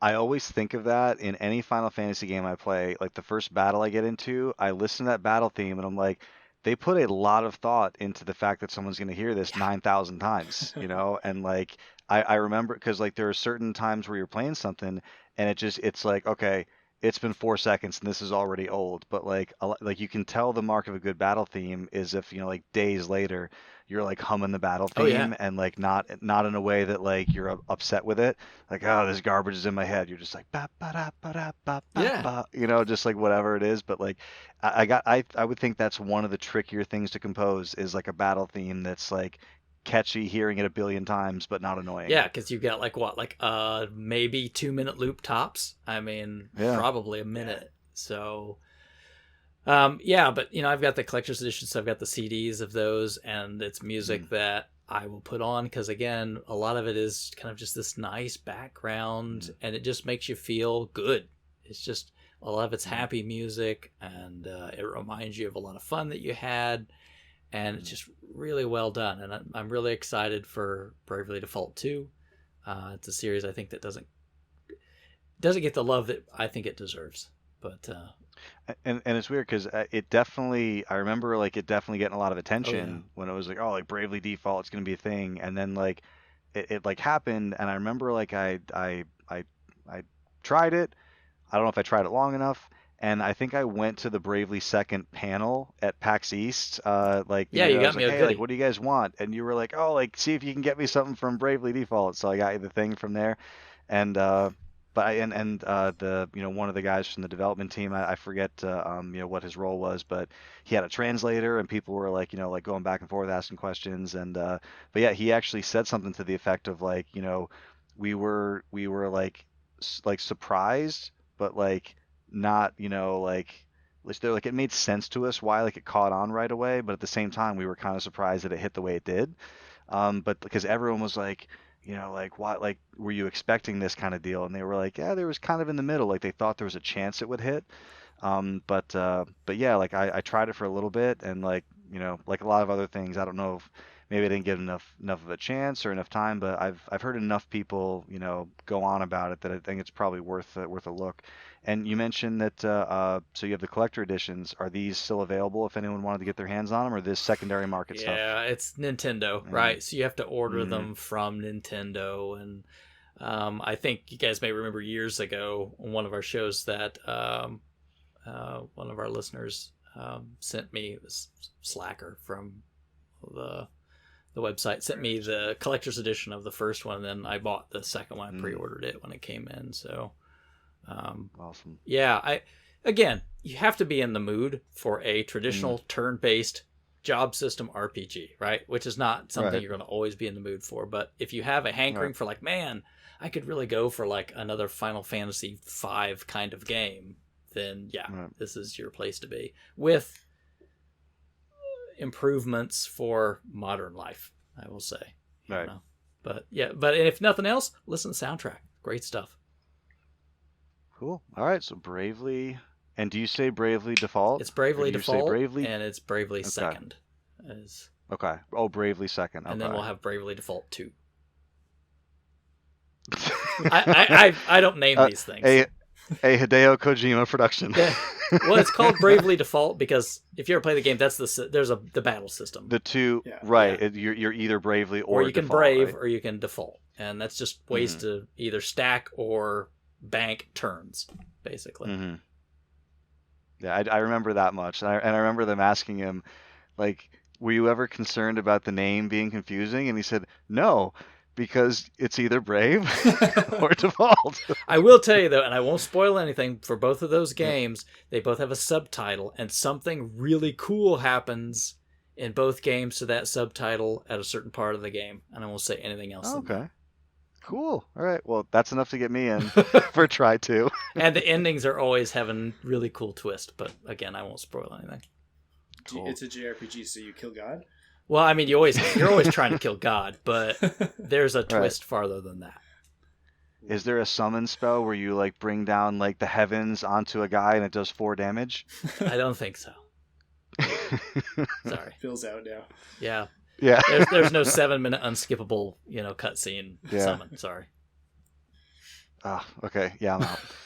So, all right. So we got Bravely Second, and Bravely 2. So, That's a good for what I want to talk about next, because it's really in the same vein. I want to talk about Octopath Traveler.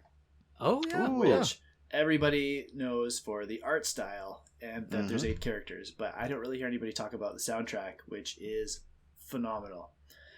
Because there's 8 characters, there's 8 like amazing themes, and they all fit the story and the mood of those characters. So like there's old Barrack, who's this like big giant warrior kind of guy, and so he's got the big like trumpets going in his theme, and it's really powerful and moving. And then you've got Cyrus, who's like kind of this wise ass like bookworm wizard kind of guy, and he's got this really like kind of cheeky theme to him. And Tressa's like this super upbeat, like obnoxiously happy little merchant girl, and so she's got just this like happy little cheerful song, and it's just amazing how they captured the essence of every single one of these characters in a theme. And then beyond that, to talk about battle music, like you guys were mentioning, there's a few different battle themes in this game, and they're all really, really good. I listened to them quite a bit outside of the game too, and they've never gotten old. The story moments in the game each have different parts too. Like when something sad's happening, they have this despair theme, and when something heroic's happening, they have a theme for that. And there's just so much range to the soundtrack in the game, and it's all really, really solid. There's no real stinkers to it. So this is one I like to put on when I'm like cooking in the kitchen. I'll throw it on YouTube on my phone, and it doesn't matter what part of the soundtrack I ended on last time. Like it's just always good. And I'm gonna give a little spoiler because it's a JRPG. So when you're killing God at the end, it's got this really amazing song with this like operatic singer singing in like Latin or something in the background, and it blows my mind every time. And I had to do that fight, like it's a really tough fight, so I had to do it like 20 times or something like that before I finally got a victory out of it. And I just never got sick of it, partially because of that song. It's not like the fight itself is fine, but just that song just elevates it beyond where it probably would be with a lesser song. But yeah, just the one word to describe that soundtrack is the range. Like there's the whole spectrum's covered in it, and it lives up to the rest of the hype that game gets. I think it's one of my favorite games from this last generation. It's so much fun.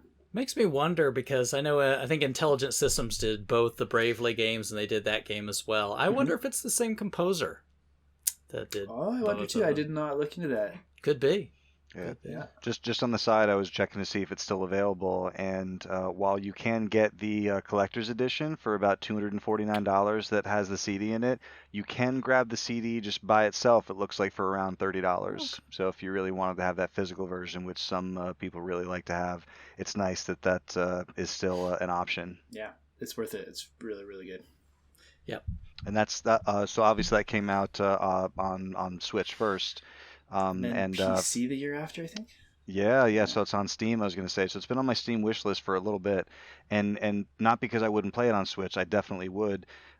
But the the Switch is a hard thing to play at home without the kids not being like, oh, it's if this is the thing that we can play, okay, like let's play, like Yoshi or whatever. So Right. like the laptop kind of, it's kind of like my sanctuary. So if I could get it on there, I feel like that would be a place I could have it to myself. But yeah, that's been on the list for a while. It's good to know the music is a big part of Yeah, why it's so it's good. on par with everything else. The battle system's really good. The art style's amazing. I really enjoyed the smaller, like personal stories to it, rather than like that big thing. But they do kind Mm, of come together at the end into a big thing. But that's just like mm, a tenth of the game, rather than the.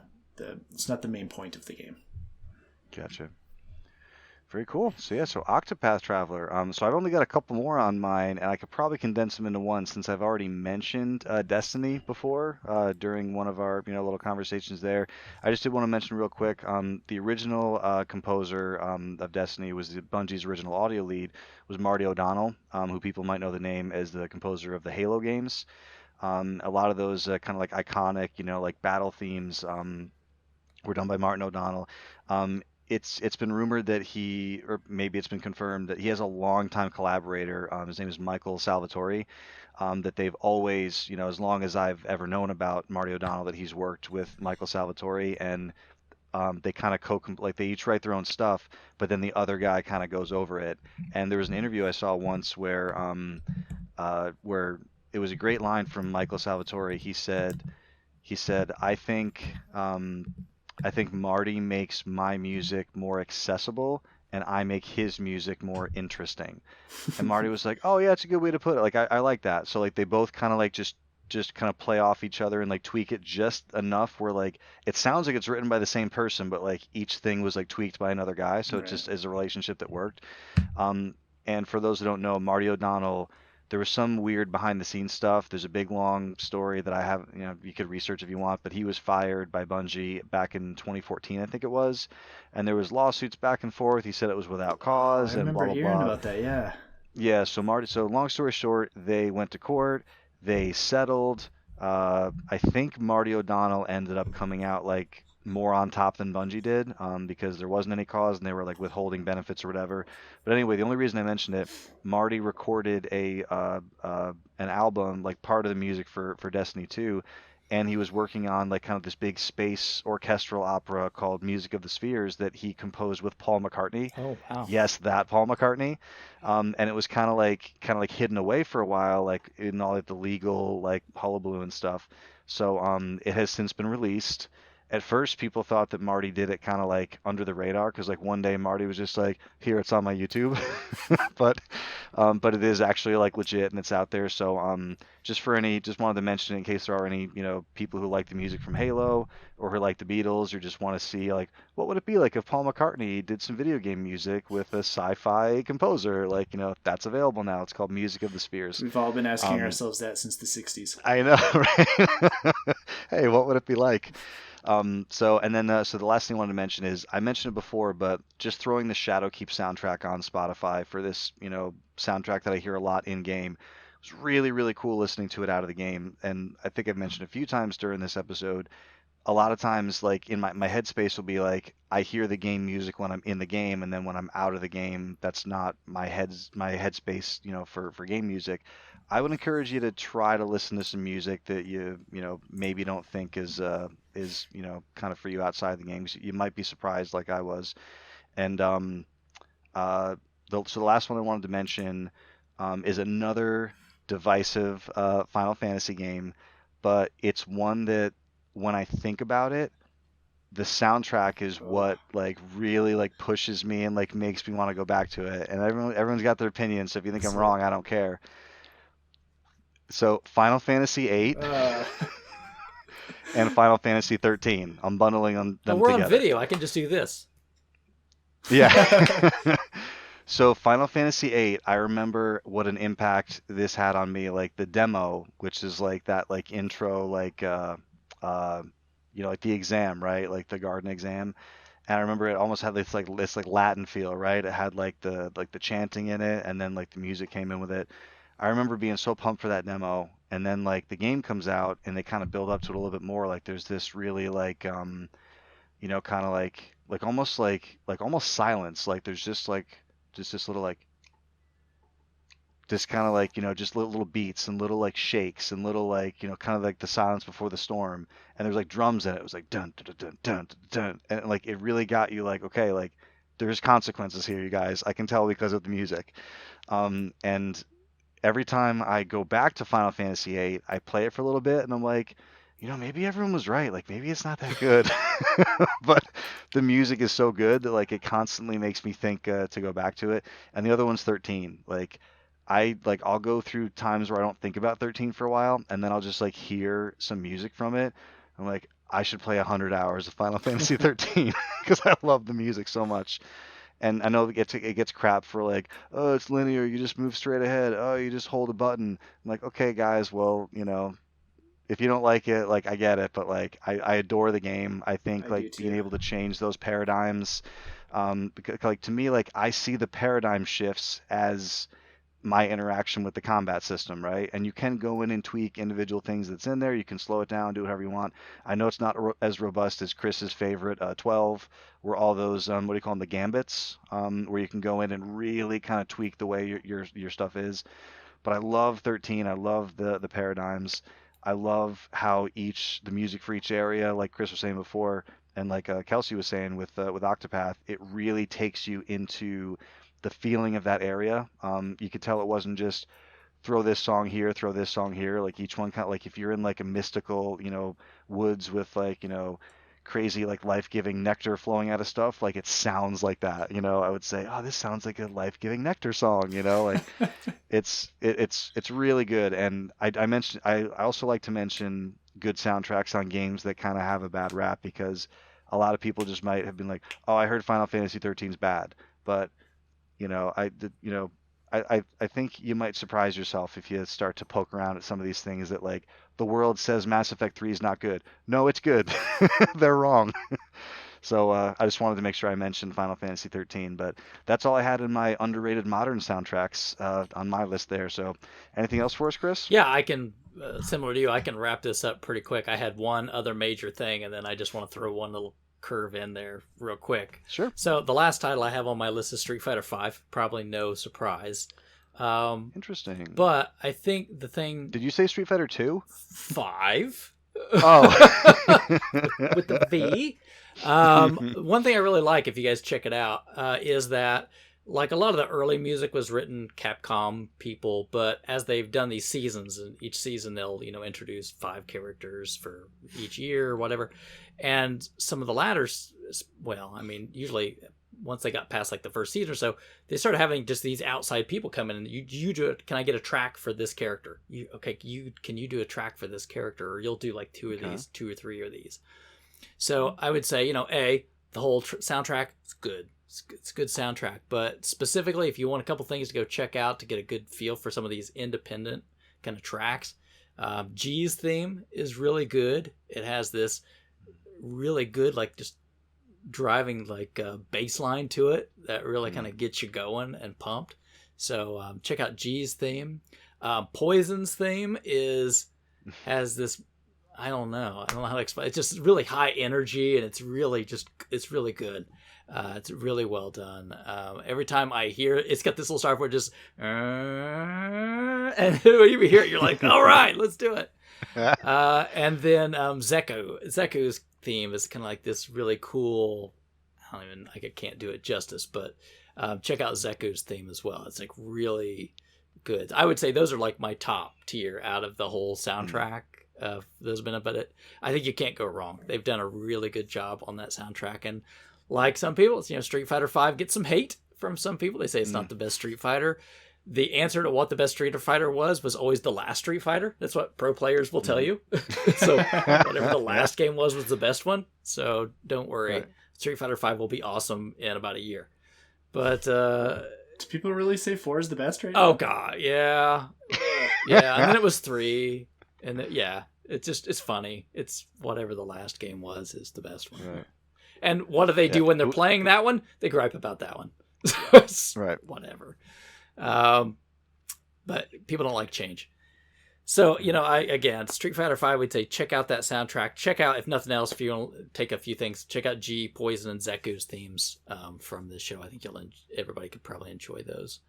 And the last weird one I want to throw out there, and I think Kelsey will know this one, is Blue Dragon, right? Blue Dragon has a cool soundtrack, but you have to listen to the boss music in Blue Dragon. It's like this out of nowhere hard metal track that plays.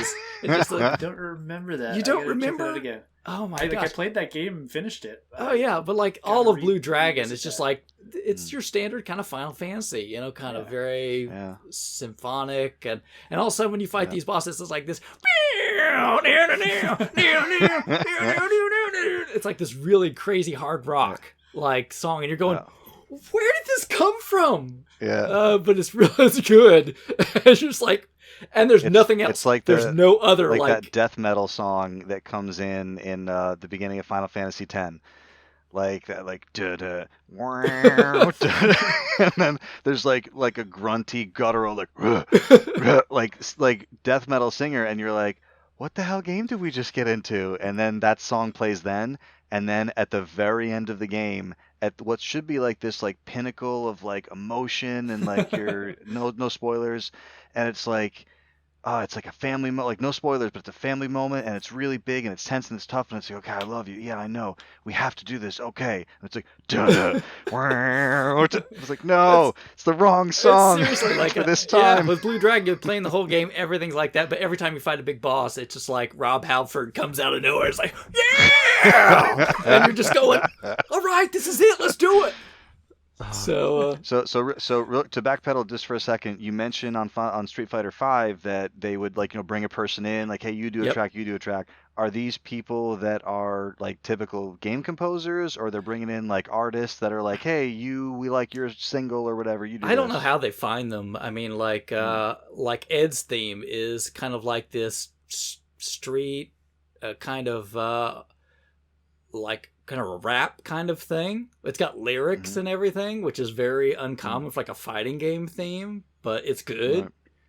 Right. It kind of reminds me of some sort of, I'm just going to admit, I'm not a modern rap listening person, but kind of like some kind of like an Eminem kind of a song, you know what I mean? Okay. With like that driving kind of beat and the lyrics, which you're like, wait a minute, there's lyrics to a Street Fighter song? Right. But yeah, it's like, for example, they had something, and I was just like, Street Fighter's tweeted something about like how awesome G's theme was when it came out, and like the guy that composed it like replied like, oh, thanks so much, and I was like, dude, you just wrote this? Yeah. That's so cool. Yeah, Love when that stuff happens. So before we move forward to Krabby, when you mentioned Blue Dragon, it made me think of something that makes me ashamed that it wasn't already on my list, but I have to mention the criminally underrated Lost Odyssey, both as a game and a soundtrack. This is a masterpiece that and it's weird because when you mention it around people who have played it, everybody universally is like, oh man, like more people need to play this. Music, story, game systems, just like every piece of it, like insanely good. I don't know what the deal is as far as like the rights, or like if this could get like updated or remastered or remade. And it's not like it doesn't work on my Xbox or my Xbox One because it's back compat. But oh man, Lost Odyssey is a game that if you're a JRPG fan, especially like that style, just music wise, gameplay wise, like I threw it on like not even that long ago, which is why it's more embarrassing that it wasn't on my list. It holds up remarkably well. Just I can't say enough good things about it. And just the fact that it's available either digitally on the marketplace or for like $5 to $8 used, for you to be able to play a copy. But yeah, unbelievably great game. If you need another thing to sink your hours into. I would echo that completely. Yeah, I'm on board with that one too. Cool. All right, so does that wrap you up, Chris? Was there anything else? That's all from me. Cool. I'll just throw one more in and then we can move on. And I'll be quick. So this game kind of gets overlooked all across the board, but just got a re-release on the Switch, so hopefully more people play it. But Tokyo Mirage Sessions #FE. It's like a real soft Persona Fire Emblem crossover. Like it's just got a little bit of elements from both. It's not like you're not going to see all your favorite characters in them, and it's got some different systems. Mm-hmm. But this one I picked also to kind of get me out of my comfort zone as well, because it's like a real hard pop game. Like all the whole story is these kids are like trying to break into the music scene and play like pop music. And so there's a lot of pop themes, and the whole game revolves around this musical theme. So like the combat, you're like all on a stage and you're trying to get the crowd hyped to get extra damage and stuff. Really, really fun battle system. You can like link everybody's attacks together if you're working in sync. But it's just got a really upbeat, happy, like real hyper pop kind of feel to it almost across the board. There is some like dungeon crawling stuff in it that's a little more traditional, but the pop stuff really stands out to me, and it's stuff I have listened to a little bit outside the game as well, which is not a common thing for me to do. So I just want to give that one, Tokyo Mirage Sessions, a little shout out. So just quick Persona note, as long as we're on it, you saw what was big Persona announcement for PC players. They officially killed the Vita today, that's right. There's no more reason to own one. It's gone. So yeah, so we got Persona 4 Golden just surprise dropped on Steam. So it was rumored. Several sources had reported it, but not only was it one of those things where it's like, oh yeah, it's coming to Steam. It's like, oh, like in 1 minute, it'll be on Steam. So yeah, Persona 4. And so I was actually surprised. I thought I might hear a little bit more Persona from you. We had talked before about like when Persona 5 on vinyl was available, and you said to me like, yeah, like I don't dislike the music, but it's not my favorite music from a Persona game in 5. Just with Persona in general, I like when I'm playing the games, it fits so hard. Like it's really a big part of those games, and it helps me get into them. I hate listening to it outside of the game, other than like 2 or 3 tracks. Like it's just not something that just very jazzy, right? Jazzy is too modern. Like I like the Velvet Room theme, which is like persisted since the first game. Yeah. Good point. That's very unique. Some of the battle themes I really like, but like none of the relationship themes or the like wandering around town or the different shops, like they just don't transcend the game for me. Yeah, it makes complete sense knowing what I know about your musical taste. That makes sense. So like when you're in that world, it helps you get there, but outside the world, it's doing nothing. Yeah, it all feels right while I'm playing the game. Like it's these kids would be listening to this. Like this shop should sound this way. It all fits like it should. It's just not something I want to listen to when I'm not in that world. Gotcha. Well, very good. So I think that wraps up. We're just pushing like 110 minutes. So I think we're doing pretty good. So that was actually the biggest chunk of the albums we wanted to talk about was those what do you call it? Those kind of like underrated modern ones. So I did want to have just like a couple of. This is more like kind of like the honorable mention type ones. And this kind of ties into some of the listener questions we got. So this may end up kind of tying back later. But I wanted to talk about so a soundtrack you'd most want to see performed live. We can also talk about any soundtracks we have seen perform live, which is another question that we got from a few people that we'll get to. But I was wondering if anything like jumps out at you as you're playing as like, oh man, like this from a live band would be unbelievable. I'll make it short and sweet. Everything I really like is mostly orchestral. So, yeah, I mean, a lot of those titles that I mentioned, if somebody was like, yeah, we're going to have an orchestra play these themes, come out to a theater. Yeah, absolutely. But most of the stuff I listen to for more modern things it's not going to be the kind of music that a band would play. I mean, maybe the 8-bit tune stuff, but I know a lot of bands do that. It's good. It's just it's just the 8-bit tunes again. Right. What do you got, Crab?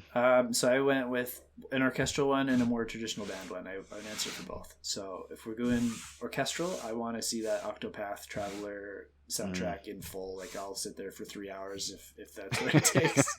It's so good. Like there's so many tracks in there that just I would love to see done live. And to go with a more modern band, like just like a 4 or 5 piece rock band, there's an old shoot 'em up for the Turbo CD and Sega CD called Lords of Thunder, and it's just got this really wicked metal soundtrack through it. Yeah. And I would love to see that live. Like, so if a band like Power Glove or Vomitron or someone got on stage and did that whole album, like I would be really into that. Okay, words out of my mouth. So spoiler alert, it's coming. So yeah, that's awesome. Great answer. So what I was gonna say for this, so I kind of had a few for this, but what I'll do is I'm gonna save a few of these for ones because a lot of the things I wrote down are things that I have seen live that, and some of them were like ones I was really looking forward to that I knew would be awesome, and some were ones that like were totally unexpected, and then it happened, and I was like, I never would have thought that would have been like the absolute coolest video game live song that I've ever seen. So I'll save those for questions.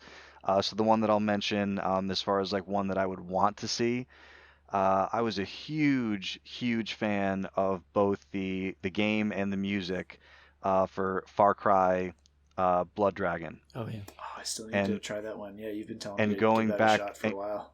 and going back to that that well of like so there are games that like a Mass Effect and like that it just sounds like like futuristic like electronic space and like a lot of synth and a lot of like pip, pip, just like the spacey sounds you would expect. So imagine that, but like it's hard to explain because it's not a parody of itself because it doesn't go into that realm. It's like you got someone who is just in love with that like kind of like 80s Terminator RoboCop synthy like non-orchestral music, and you were like, listen, like we want to make that exact same thing. It's completely self-aware. So there are a lot of moments that are like, both humorous and like, take itself seriously, but like it's a very self-aware, like, kind of like over the top, like 80s action, like, sci-fi, like movie thing that's got VHS, filters all over it. And it feels like Power Glove, where like, we're gonna take this super seriously. I think the band that did the music for that is also called Power Glove, but it's a different band called Power Glove. You're right. There are multiple bands called Power Glove because one of like I was actually really excited to see Power Glove because they were playing at PAX one year, and I was like, oh, I hope they play Blood Dragon. Oh, not And then when I she got thought. there, and like, so I'm telling you, they were Instead, they unbelievably played So awesome. Sexy Robotnik.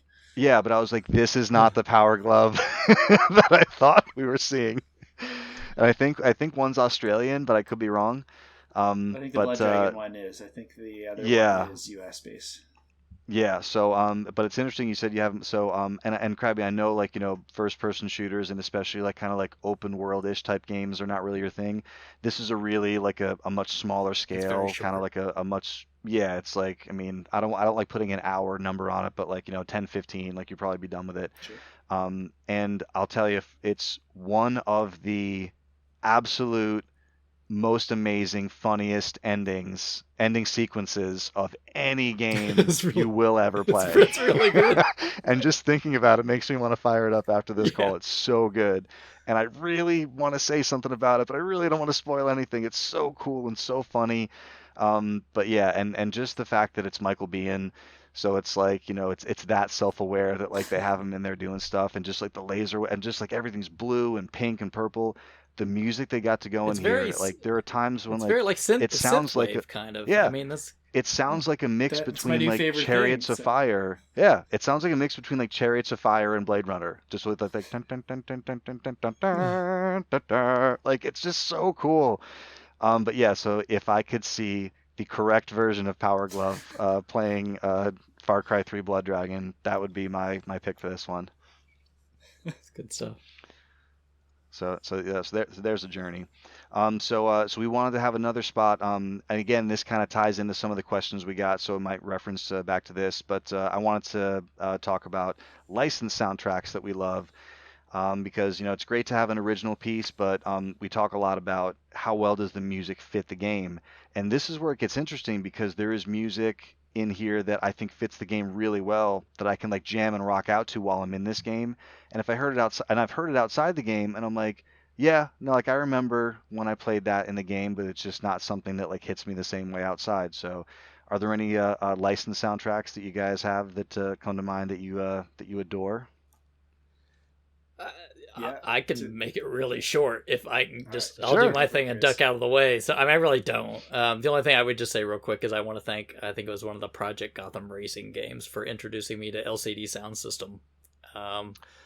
But it was one of the tracks on that radio thing, that would just go through, Yep. which I really liked. But outside of that, I mean, that's the most time I ever usually even hear stuff like that would be in some racing game, and I don't play very many. So that's all I got. It's interesting. Yeah, it's interesting you mentioned racing games. They're going to make an appearance in my list here in a few minutes. Makes sense. Makes sense. So it's funny. One of my best friends' favorite bands is LCD Sound System. Sees them a ton, has a ton of the records, is always talking about them. Just huge fan. And she's she doesn't like preach it. She's not like, oh, you have to listen to LCD. She's just very comfortable loving it herself. But yeah, it's something I hear from enough people that that it's great that Project Gotham was able to bring you two together. There you go. All right, Krabby, what do you got? So to be totally on character, Brutal Legend. That Ooh, game is waiting for that. my favorite licensed soundtrack by a very large margin. It's got an insane amount of metal in it, and it is obviously curated by someone who loves these bands. It's got Judas Priest in it. It's got Black Sabbath. It doesn't have like Paranoid in it. It doesn't have You Got Another Thing Coming. Like they cut into like tracks that fans really like for a lot of these bands. They got some like death metal in there. They got some like Dimmu Borgir. They got some like old deep cuts like Candlemass, some Anvil. It's really, really varied across the board, and they're really, really good tracks, almost straight through. The game has Rob Halford from Priest does a voice in it. Lemmy from Motorhead does a voice. Lita Ford does a character. So they have songs from all those bands too, and same thing. It's not the like radio play ones. Like it's like good solid tracks from those bands. So that soundtrack's fantastic. And like it's got a lot of my favorites, and it's missing some big ones too though. I don't know if there is some issues, but like there's no Iron Maiden in it, which is a big omission for the genre, and like Ronnie James Dio. But it hits a lot of the right spots, and there's a lot of variety.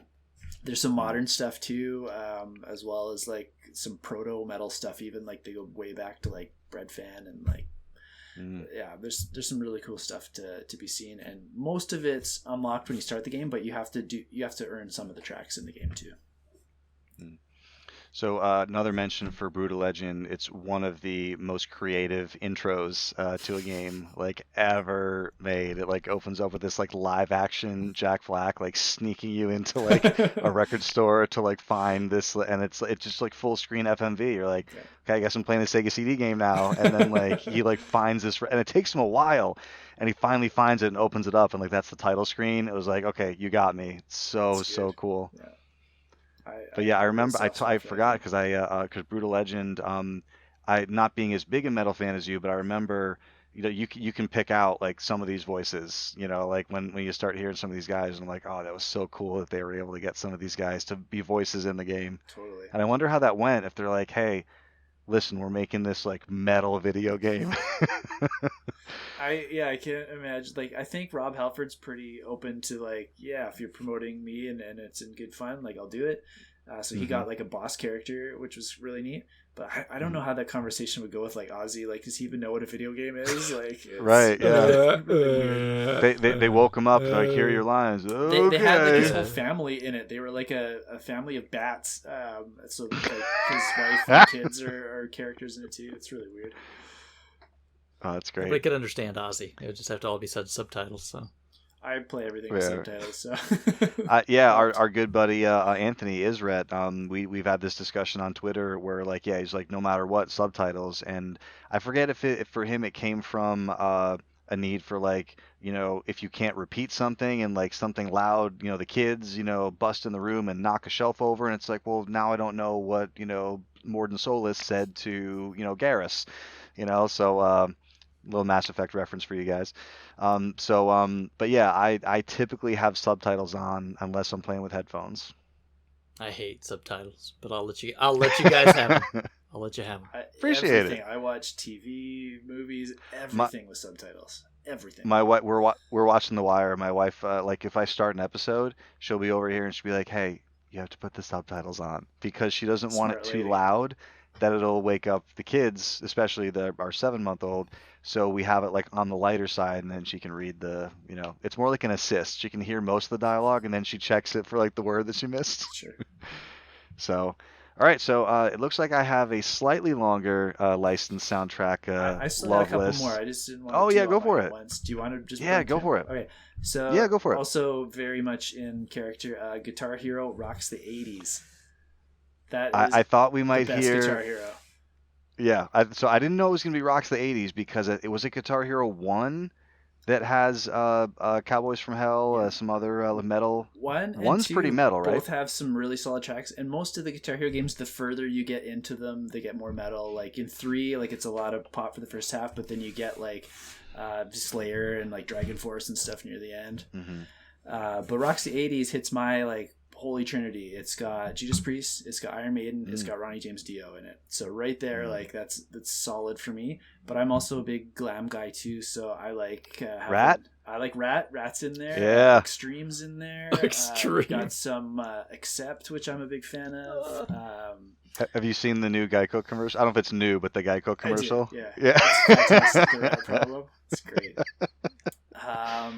But yeah, it's just it's a smaller track listing than most of the other games, but it's my favorite, and it is not all metal. There's some like top 40 stuff. There's some pop in there, but they're really fun. Like the Oingo Boingo song, like turning Japanese, super fun to play. Not something I'd normally listen to outside of that game, but I had some good time with it. So what's your feeling on Twisted Sister then? I'm pro Twisted Sister. Big fan of Dee Schneider. Okay. Yeah. I'm a big fan. Actually, that was one of the better shows I've been to. There was a band in the mid '90s called Fuel.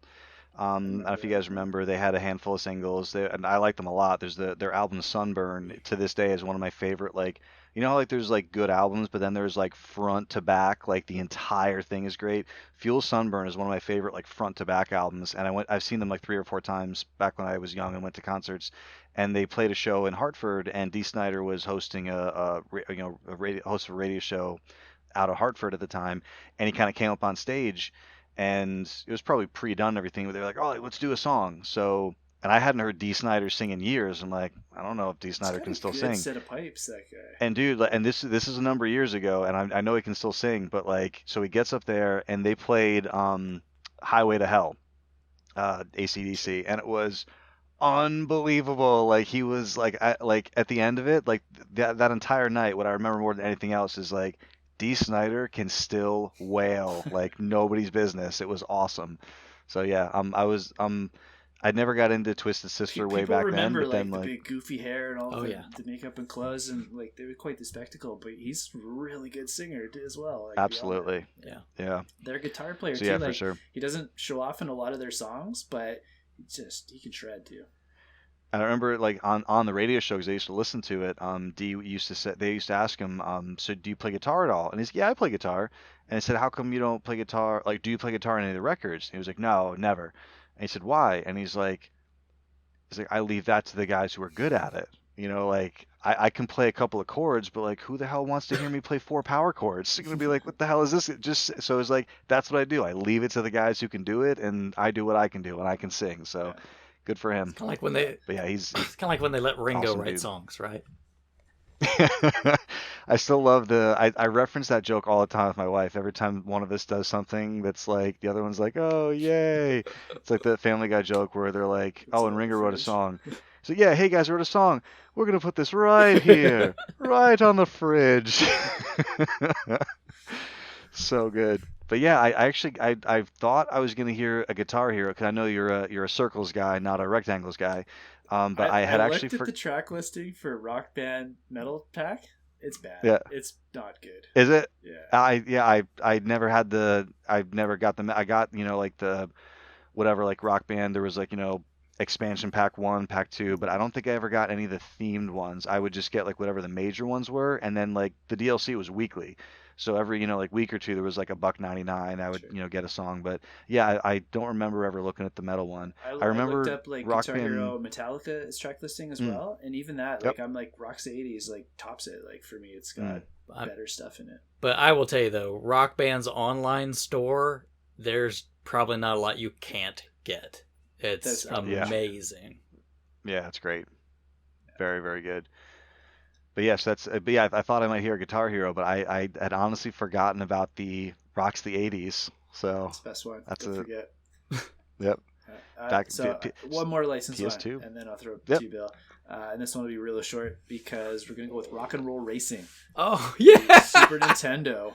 Wow. That is the first time I heard songs like Paranoid and Highway Star and Born to Be Wild, and I did not know they were not video game music for like 10 years after that. And I heard them, like the real songs on the radio or wherever, and I was like, why do I know this? Because I played a ton of Rock and Roll Racing when I was a kid, and so Paranoid was like burnt into my head before I ever heard Black Sabbath play it.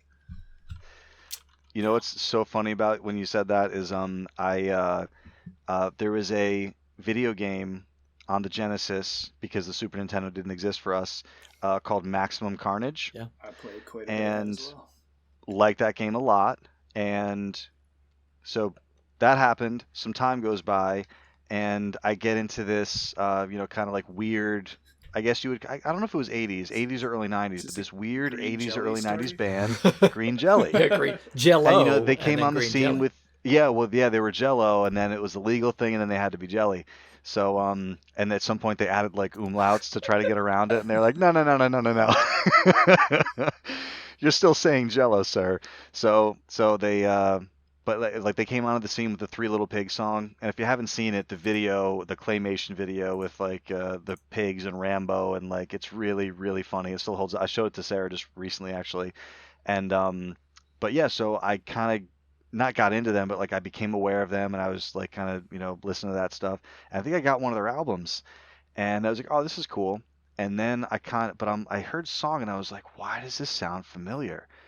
And then I'm thinking about it, and I can't figure it out. And then I go back and I play Maximum Carnage on the Genesis, and like it's set like right as you boot the game up, it's like with music by Green Jelly and I was like, dude, so like the intro, like the title screen song is like a Green Jello or Jelly song, and it's when you said like, oh, I had no idea this was not just a video game song. Like hear it outside the game. That's wild. Yeah, that's the only time I've ever had it happen in reverse like that. That I know. Yeah, I can't think of another besides that. Yeah, Maximum Carnage either. So, all right, well those are some solid ones. I like those a lot. Let me get my list back up here real quick. So, may not come as any big surprise to people who know me. I'll kind of fly through these. I've mentioned before, I was really, really into the Gran Turismo games, 1, 2, 3, 4, and that's kind of where I left the simulation style racing for the more burnout style racing. But the Gran Turismo games have some really, really great tracks, with Gran Turismo 2 probably being my favorite, that had just like a couple of standouts. It was the first time I heard Rob Zombie's Dragula, which is like a song that's kind of all over the place now. Filters, Hey Man, Nice Shot was in that, and like a lot of these are just like imagine like like racing at night, like 200 miles an hour, and like then the song comes on. It's just so appropriate for racing. One of my favorite stories about a song from that game, a band called the Cardigans that does that Love Fool song. They have a really, really good song called My Favorite Game, and I found it in Gran Turismo, which is awesome. Years later, I found this Cardigans album, and the name of the Cardigans album is Gran Turismo, and the song My Favorite Game is on this album, and I was like, oh, is this like a synergy? Is this meta? Like, did this happen this way? So I thought that was cool. And a classic Stone Temple Pilots sex type thing was in that game. And how could you go wrong in Gran Turismo 3 with Kickstart My Heart? How can you? So and then the next series I wanted to mention, I'll kind of do these as a whole. Tony Hawk. And for me, and this is again for me, for music that I don't really listen to outside of playing these games. But like Goldfinger's Superman is like one of my favorite, like just like fun time, happy. It's kind of like a rock ska band. Primus's Jerry Was a Race Car Driver was in there. Rage Against the Machine's Guerrilla Radio. Papa Roach Blood Brothers, which might not be familiar just by the name of it, but just put it in YouTube and you'll be like, oh, that's Blood Brothers. Motorhead's Ace of Spades was in that series. probably the quintessential like Tony Hawk song for me is a song called 96 Quite Bitter Beings by CKY. And it's another one of those songs that if I say that, like, oh, it's that CKY song, 96 Quite Bitter Beings, you'd be like, yeah, no idea. But if you heard it, you'd be like, oh, I never knew that was called that. I could do it for you, but I wouldn't do it justice. So that does it for Tony Hawk. And then So I just wanted to want to throw a mention. quick Tony Hawk in there too. Yeah, sure. Yeah. That's the first time I probably played a licensed game where you could actually go in and like turn tracks on and off. So I would listen to each song once, give it a chance, and then like knock it off. So I only end up with like 5 or 6 songs in them, so they loop more often than they should have. But that's the only time I've ever gone out and bought a CD after hearing it in a game. I think it was Tony Hawk 4. They had a song called Deadly Sinners by 3 Inches of Blood that I loved so much. I went out and bought that CD, and it is one of those like front to back, like just there's no bad tracks on it kind of albums. Oh, That's nice. one of my favorites now. And just I may not have ever discovered that band because I've never heard anybody really talk about them beyond that game. Yeah, no, I can't say they sound familiar, and that's funny because I'm gonna get to a couple that kind of happened where I discovered, and then like, who are these people? And then they became like a band that I like. So that's crazy. So sticking with the racing theme from before. So moving on to Burnout. Believe it or not, I never played Burnout 1 and 2. As big a Burnout fan as I am, I kind of came into the series at 3, which was subtitled Takedown. And these songs were, again, I've said it before, not the kind of thing I usually listen to outside this game, but it just felt so appropriate for this style of game. It was kind of like, it was like emo before it was like too emotional. It was like, there's a band called Sugar Cult that does a song called Memory, and it's really kind of more like pop punky than emo. And there's a band called Newfound Glory that has a song called At Least I'm Known for Something. And it's again like one of those, like, if I hear this song like in or out of this game, it's like, oh, that's like a Burnout 3 song. And then that got me like interested in paying attention to the soundtracks in Burnout. So then when Revenge came out, similar type feel. So All American Rejects Top of the World was in there. There's a song from a band I've never heard of before. The band's called Animal Alpha. The song's called Bundy. It's really, really good. Everyone knows Fall Out Boy. Dance Dance was in that game. And this is where I discovered Avenged Sevenfold. And I don't know if you like them, Krabby. They're on the heavier side. I don't. The first time I heard them was Guitar Hero 2. They've got a track in there. Oh, that's right.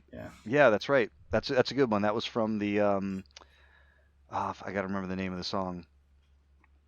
Almost Harlot Easy. And the Beast or something. Oh, Beast and the Harlot. Beast and the Harlot. Yeah, that's the Guitar Hero one. So yeah, that's actually the song that was in Burnout Revenge. I think I'm thinking a Rock Band where it was Almost Easy was the Avenged Sevenfold song there. But yeah, that's how I discovered Avenged Sevenfold, and I really, really love that band. In Burnout 5, you have some Faith No More with Epic is in there.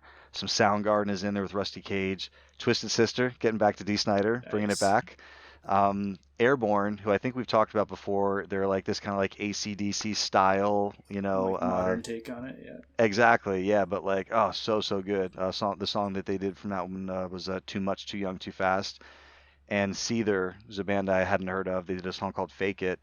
But yeah, so Burnout is where I discovered Avenged Sevenfold, who I ended up really liking. And just a super fast honorable mention to NHL 2003 that had Queens of the Stone Age on the soundtrack, and they had No One Knows on the soundtrack, which is how I discovered Queens of the Stone Age. Yeah. Also learned about that song through Guitar Hero. Did you really? Yeah. That's right. It was in Guitar Hero. Yeah. Are you? I can't imagine they're super up your alley. They're kind of like stoner rock. It's one of those ones that it's like fun track to play in Guitar Hero, but yeah, I've never listened to it outside of that.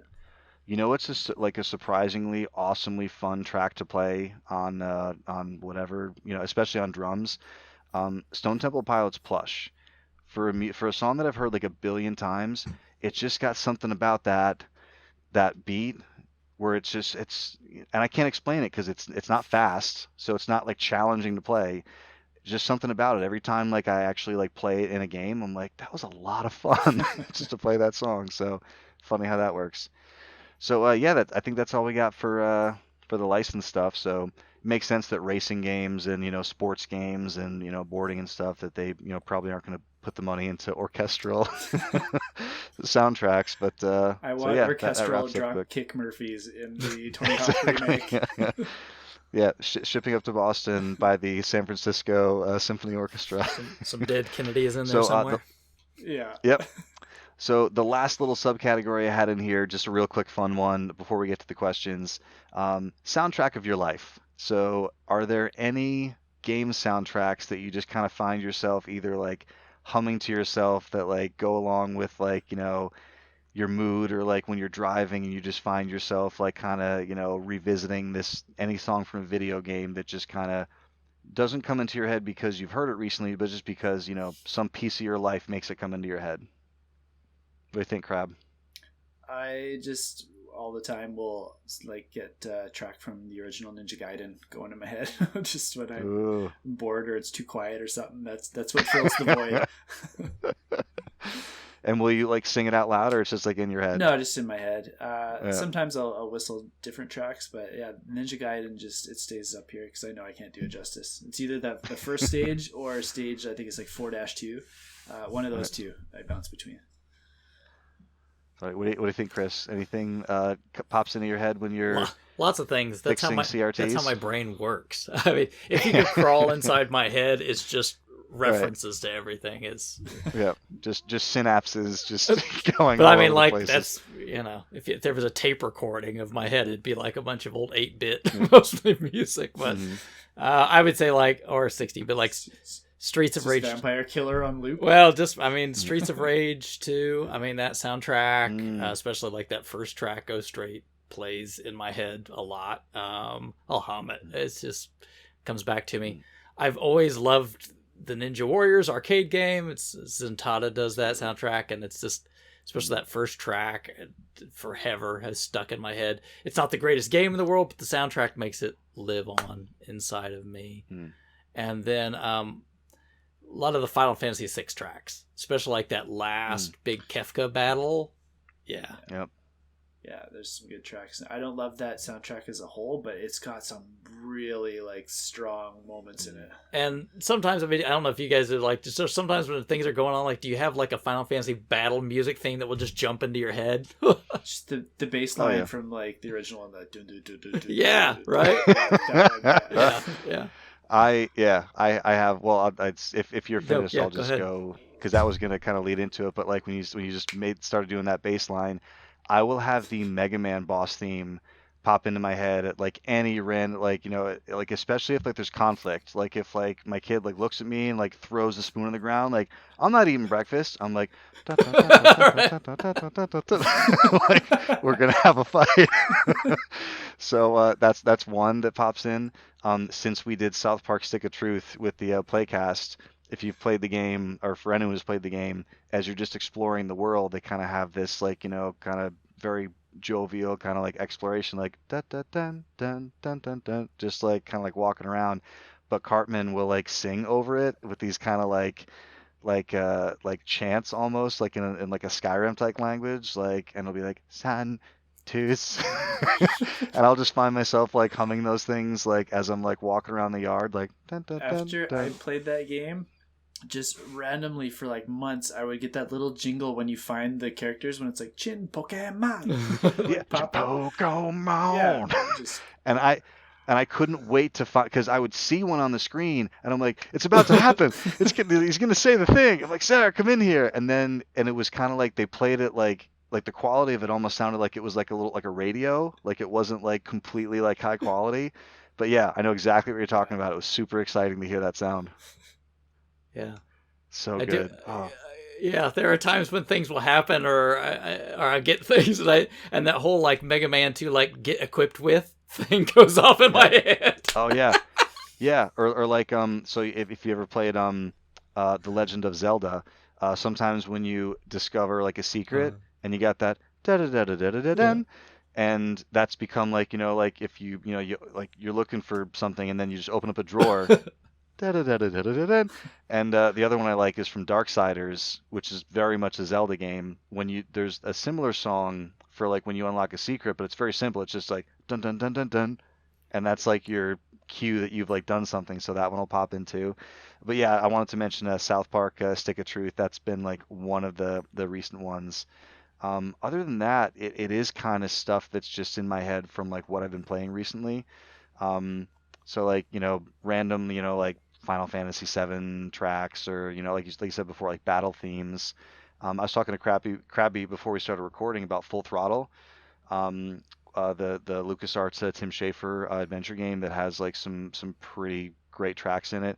And it's not just like the rock music that's in it, but the music when you're just trying to like solve an adventure game puzzle, where it's just kind of like, like very, it's you're in a desert, and like it's very like kind of like downtrodden. It's like boom, boom, like it's just a lot of like kind of like dead air and like just little melodies over it. So that's kind of the stuff that'll like pop into my head when like my brain's kind of like, if there's nothing going on, like it'll kind of pop in a song like that. So I just thought that'd be a fun one to kind of throw in there. So we're through soundtracks. We're through the license stuff. We got a little funny with the soundtracks of our life. We're going pretty good. So how about you guys? What do you say we get to some listener questions here? Yeah, there's some really fun ones. I'm excited to see which ones you can pick. Really good ones. So a couple of these we've kind of gone through, but I would like to give Krabby the chance on this first one from our good friends at the RF Gen Playcast. When Krabby was on their show, he mentioned that he listens to heavy metal. So what games have the best heavy metal soundtracks? So you've talked about this a little bit. Yeah, I don't need to go long on this one. So I wasn't sure if he meant licensed or if he meant original music. Mm, So if he's looking for the best licensed ones, I'd say Brutal Legend and Guitar Hero Roxy 80s are my favorite too. But if he's looking for original metal style soundtracks, go to that Lords of Thunder that I mentioned briefly earlier, and also check out Terminator for Sega CD, the first Terminator game, not T2. Tommy interesting. Tallarico did all this like heavy metal like guitar work on it, and I've heard, I haven't confirmed it, but I think it's the first video game on a console that has an actual live instrument recorded on it that's like ever came out for production. So it's kind of iconic that way, but it's really really awesome tracks on there, like really good. And they also got like the Terminator theme when you start up the game. It sounds awesome because they got that like Red Book audio back then. Yeah. But yeah, Terminator, Lords of Thunder, check those two out if you want something a little heavier. Awesome. Now, so that question was directed to Krabby, but Chris, if you have any heavy metal soundtracks that you would like to recommend, Blue I Dragon. will also listen. That one song, yeah, from Blue Dragon. Check that out. Uh, no, I would probably, Guitar Hero Metallica. There's nothing like getting the chance to play Orion. It's, Yeah. There's some really good tracks in that, and Yeah. not just the Metallica ones. There's some good tracks from other bands on there too. Mastodon's in there, and yeah, there's some other stuff. Yeah, I forgot about The that Merciful actually. Fate medley that Metallica does is Mm, really really killer. That's one of my favorite ones to play in Guitar Hero. yeah, and one thing I forgot about that game is was a lot of times when you hit like a really low note in Guitar Hero Metallica, they add like this like screen shake effect. And the first time I noticed it was in Sad But True, when because there's the intro where it's like da, da, da, da, da, but then like it goes kind of silent and it's like ba ba ba ba ba, and then you hit that first low note and it's like bruh, like the entire screen shakes, and it was like, oh yeah, like now we're into it. So yeah. I thought that was really The real cool. truth, though, is whatever version of Rock Band you got, and then you buy Rust in Peace, and you play that album straight. That's Sure, that's the truth. one of the best. Yeah. Well, very good. So yeah, so there's a little bit of metal. So I'm not entirely sure what our buddy engineer Mike is asking about this, but maybe Duke will know. He's asking, what do you think of secret record labels, and how many do you belong to? Now, I thought maybe he was talking about like bootleg. That's was Um, my hunch too, but I'm not sure either. That's what I'm it guessing. might be if that's what he's referring to. I mentioned before I'm on the video game vinyl subreddit, and like a couple other subreddits, just to do with vinyl, just to kind of get notified of releases and different things like that. And a lot of them have like a sticky post right at the top, and it's like, regarding bootleg releases. And the tricky thing with bootleg releases is, you don't own the rights to that thing, so they're kind of frowned upon. And also, like, it's if it's someone doing some covers, that's one thing. But if it's yeah, and those like if you look at like remixes and like piano collections, piano covers, like those can be interesting. But if someone's like taken the music from the game and like guerrilla pressing it to like a release and sending it out there. That's not something that I'm interested in. I'm not sure if that's exactly what he's asking Well, here, if but he is, which I think he might be, because back when Nintendo Age was still a thing, there was a guy that started a business called Moonshake Records. Yeah, I was gonna mention Moonshake. And that's exactly what Bill's talking about, where he was pressing things he didn't have the rights to, but he was making like the best covers, because he would like take this really iconic like rock album, like something from like David Bowie or The Clash, and he'd put Mega Man or Castlevania, like, and he'd make them into this really cool mashup, and then he just like press like the Mega Man 2 record or the. So I actually have 2 copies of Mega Man 2 from that pressing, and I was getting like email updates from him for like a couple years after that, and there was a couple more I almost got, but I never ended up actually purchasing any more from him. Oh, interesting. Yeah. Yeah, no, so if that's what he's asking, yeah, I don't own anything like that. I wouldn't be like completely opposed to it depending on, like what it was, but yeah, typically I'm only, looking at official releases personally. So, same for you, Chris? Well, that's all Krabby mentioned. What I was going to bring up is that whole weird record scene that existed on Nintendo Age for a while. There were a couple of those going on, and it was kind of like, what? Yeah, it was the first one, but I think there was 2 or 3 by the end of it. Yeah. Yeah. So he also asked, do your spouses share this part of your hobby? My spouse shares in nothing that goes on this show. If it's talked about here, she is not interested. Video games and my wife are. Yeah. I mean, I think I mentioned before, my wife plays Animal Crossing because it relaxes her and she likes it. But like besides that, she's like, go have fun with your friends. So, and we do we do have coffee. Like one of our like favorite times is like it's one of our only alone times, quiet times before any of the kids are up. We get up between like 6:30 most days, and we'll have coffee for like a good hour, just before the kids get up. So a lot of times we'll put on a record in the morning when we do that, like low enough so that it won't wake anybody up. So I'll put on video game music sometimes because I have a handful of video game vinyls, and that'll be part of our kind of like time together. But she's never heard a track and been like, "Oh, this is when the guy kills the guy in the spaceship." With the urine bag and the baby, like something's happening. Oh, this is when Norman Reedus throws the urine baby bag at what's the funky director's name? Kojima. No, his friend, the movie director, Guillermo del Toro, right? Or Mads Mikkelsen. I can't wait to see Mads Mikkelsen in this game. I love Mads Mikkelsen. But yeah, so to answer your question, yeah, our spouses are in another zip code right now.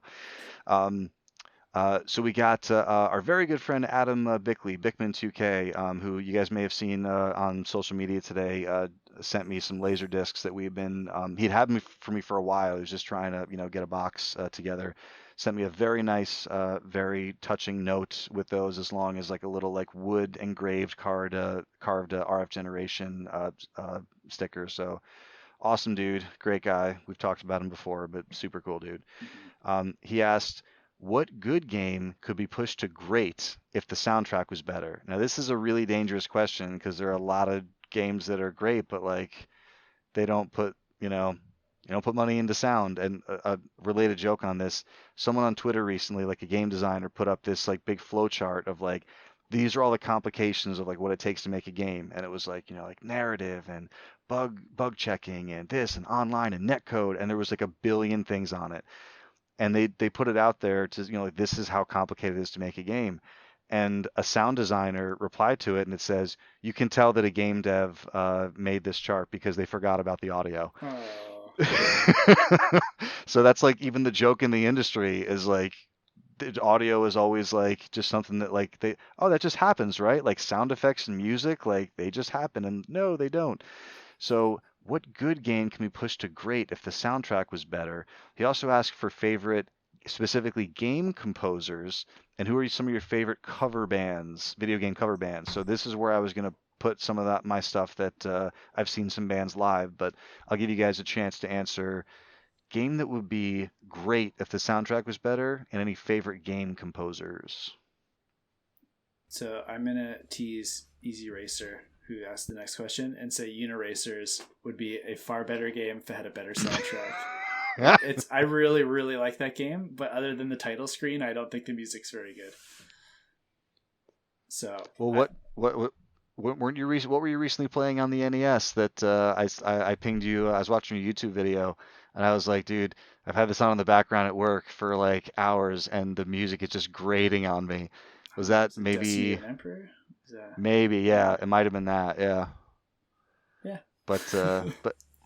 But yeah, I mean, that's a tough one because like it's almost like you don't know how great the soundtrack is until you hear it, right? I yeah I could go back to Demon Souls. You Mm. know, you could tell But what they so wanted to it's do. It's like they just didn't have the but it stands budget. out at you as a subpar audio I mean, experience or soundtrack yeah, because it experience. wants to be at that big production Mm. level, and it's like you can tell, like, yeah, the budget kind of wasn't there. So Yeah. it's like it's not bad, but yeah, like you say, it could push it to great. And I imagine with the Right. remake, we probably will see a redoing of all of that's a good that. choice. Yeah. Yeah. So yeah, as far as that's a tough question. It's hard to answer that one. As far as favorite game composers, one that comes right to mind is Darren Korb. He did he's pretty much like Supergiant. So Bastion, Pyre, um, Hades, which is one of the newer ones. Like it's acoustic. There's vocals throughout a lot of his games, and he sings on most of the even if he's not like the one who sings on the recorded version, he does concerts like they did Supergiant in concert at PAX East this year, and he sang like all the tracks, and he had a female accompaniment with him. So Darren Korb stands out as one of my favorites, even though he pretty much does Supergiant. And it's hard not to mention, I'm going to butcher the name, I'm sorry, but Nobuo Uematsu of Final Fantasy fame and many others. hmm It's just hard to find something that he's done that isn't just like not just a great piece of music, but just fits so perfectly in the world that they've given him. And I think I read somewhere, I used to have this book that was kind of like just with the interviews and the history. It wasn't the one you were talking about last week, Chris, with the Ultimania guides, but it was is the artist name Yoshitaka Amano Yeah. Mm-hmm. or something similar like Yep. that? Yeah, so who does the concept art and has done the art for Final Fantasy for Yep. years. I think that's he's referenced that artwork as a big place of inspiration for him to get into the world and into the setting for the game he's working on. But yeah, Yeah. he's one that immediately comes to mind for game composers for Yeah, I sure. would say with Uematsu, because like going back to, I think he did like, dang it, we just mentioned on the Xbox 360 the Mass Effect no, or the one you Project Gotham Racing. no, the one you just brought up, the RPG from Lost Mistwalker, Odyssey. Lost Odyssey? right? I think he Yep, did yep, that one, did that. and I Yep. will tell you, if I don't know if I would necessarily recommend that you play the game unless that's your thing, but Final Fantasy 11 has an awesome soundtrack. So Mm, yeah, Uematsu does great stuff. Nice. cool. And My then so, my oh, go ahead. pick Yep. is David Wise, who did. He hasn't done stuff like recently, but he did like Donkey Kong Country. He did all the Wizards and Warriors games on the NES. He Oh, did interesting. Battletoads, RC Pro Am.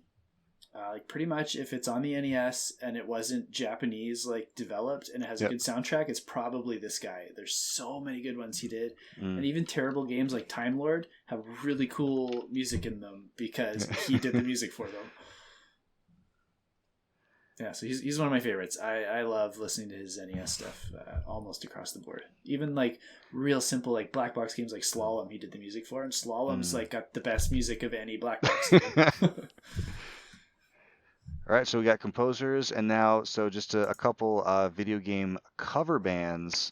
So I'll mention just a handful that I've seen live that were just just fantastic. So with going to PAX East and with having Retro World Expo and with going to MagFest, I've seen kind of my share of game bands, and one of the first ones I saw that made a big impact was one called The World is Square, and they're called that because they do music from Square games primarily. But I walked, so it was the first year going to PAX East, and I really, really wanted to go to the Are the are concerts. they purists? Like, will they not touch Enix games now too? No, yeah. Well, to be honest, I can't think of a game they've done beyond that they've covered like beyond like some of the older stuff. Like Right. like 7, 8, like maybe some 9 stuff. But yeah, I'm not sure if they go that far. I should look. But yeah, so I really wanted to go to the concerts. My wife was like not feeling great in the hotel, and the people we went with, they were like, "Oh, we're gonna go to bed." And two friends who are very good friends of mine now, but I only knew them like just kind of as acquaintances at the time. They were like, "Oh, we're at the concerts. Come meet us here." And I walk in, and "The World is Square" is like just starting out one of my favorite songs from Chrono Cross. They're playing "Scar of Time," which is just very early on in the game. It's like the intro, like cinematic for when you first boot the game up. It's, to this day, one of my favorite game songs.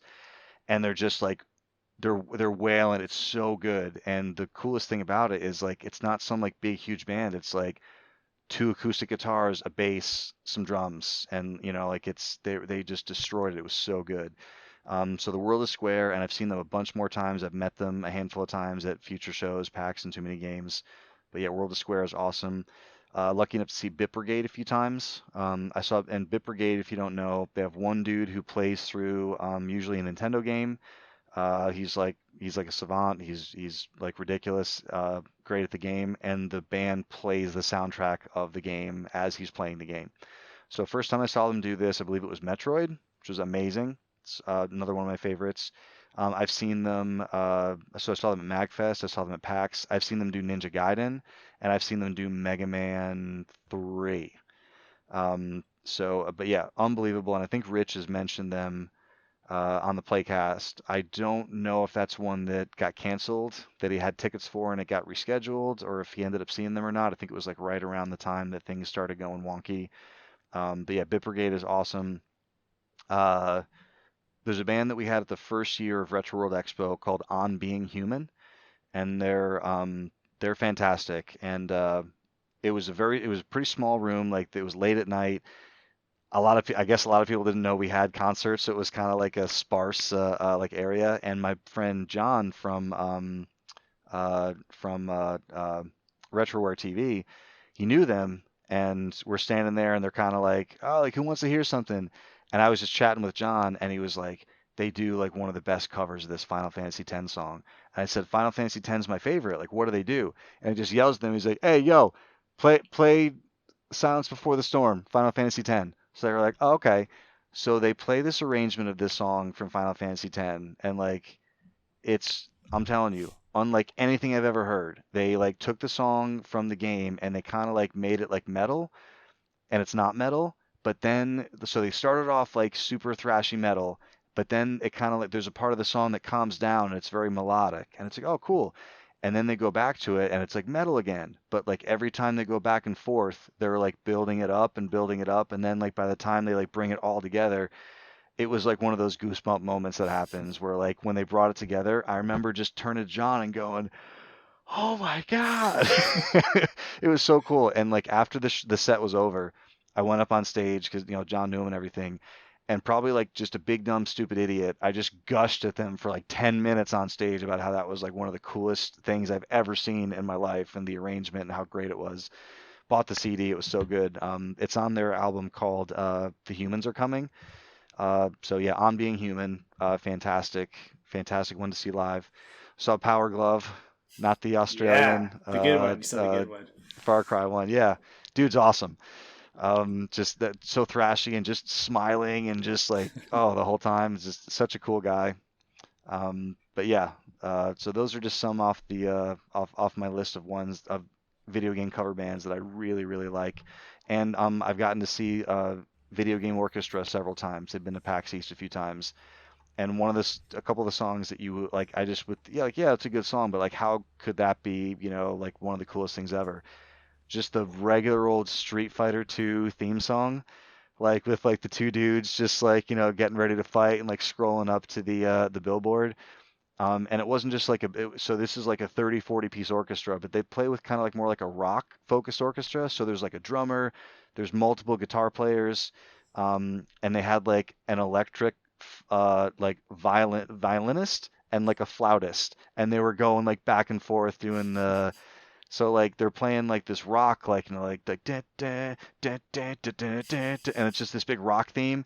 And then what you would expect to be like a guitar solo for like the main like high part, they had like on like the flute, and the violin, but like it's electric, so it's just like a little bit different than like anything you would expect to hear. And they kind of like went off and did like these, different solos and stuff. And like by the time it was over, it was like that was one of the coolest damn things I've ever seen is the Video Games Orchestra Street Fighter cover. And Build That Wall. They did a cover of Build That Wall from the Bastion soundtrack, and I'm telling you, I've never heard like people that expression like, oh, like they brought down the house. I will never say that about like any other performance I've ever seen. When they played Build That Wall and they had this female vocalist who like everything dropped out and she a cappella like sang this thing like as perfectly as you could sing like at the top of her lungs. When they were done, like the whole place, like everybody was just like shook how good it was. But yeah, so sorry to go off on a little bit of a piece there, but I've seen some really good, been lucky enough to see some really good video game theme shows and cover bands, and yeah, those are good times. Hopefully, we can get back to some concerts once the scene opens back up again. I think that one at the first Retro World Expo was when Krabby and me and the rest of us all went to get pizza. Yep. Yeah. I missed most of it. Yeah. Yeah. Kind of like the Oh, last, and you know who like, was there? Potato 10 pizza. minutes or something. You know who was there? World of Square was there too. Yeah, I forget. Yeah, because it was late in the day, and I was like, yeah, sorry guys, I can't go. And I think you guys came back while we Yeah. were watching the show, and you handed me a box of Yep. pizza. Yep. That was fun. I forgot about that. That's great. So yeah, good times. Mashed So potato yeah, so pizza. that There that you was go. from. Yeah, no, yeah, if you're not familiar, I thought it was everywhere, and then you guys told me like, no, we've never seen that outside of Connecticut. So we have mashed potato and bacon pizza here. It's a pretty common thing. So if you've never had it, it's really, really good. Yes, Or it is. not. It's I liked really, it a lot. really good. Everyone but Chris liked it. Everyone Yes. but Chris. And that tells you everything you need to know. So, we you kind of got to Easy Racer's question of like what game would lose its effectiveness without the soundtrack. Um, so Tecmo Super Bowl comes to mind, and then he asked about Uniracers. So I mean, this is a good question. I don't know if I could point to a specific game losing its effectiveness without the soundtrack. I could point to like every game losing its effectiveness without the soundtrack, because one of the things that I had in the script for this show originally was just to kind of to show how much effect a soundtrack has on a game. The easy obvious thing to do would be just to turn the volume on your TV down and then try to play the game. But that doesn't quite do it because you lose the sound effects too. So actually go into the settings of the game and turn the game music all the way off and then play it.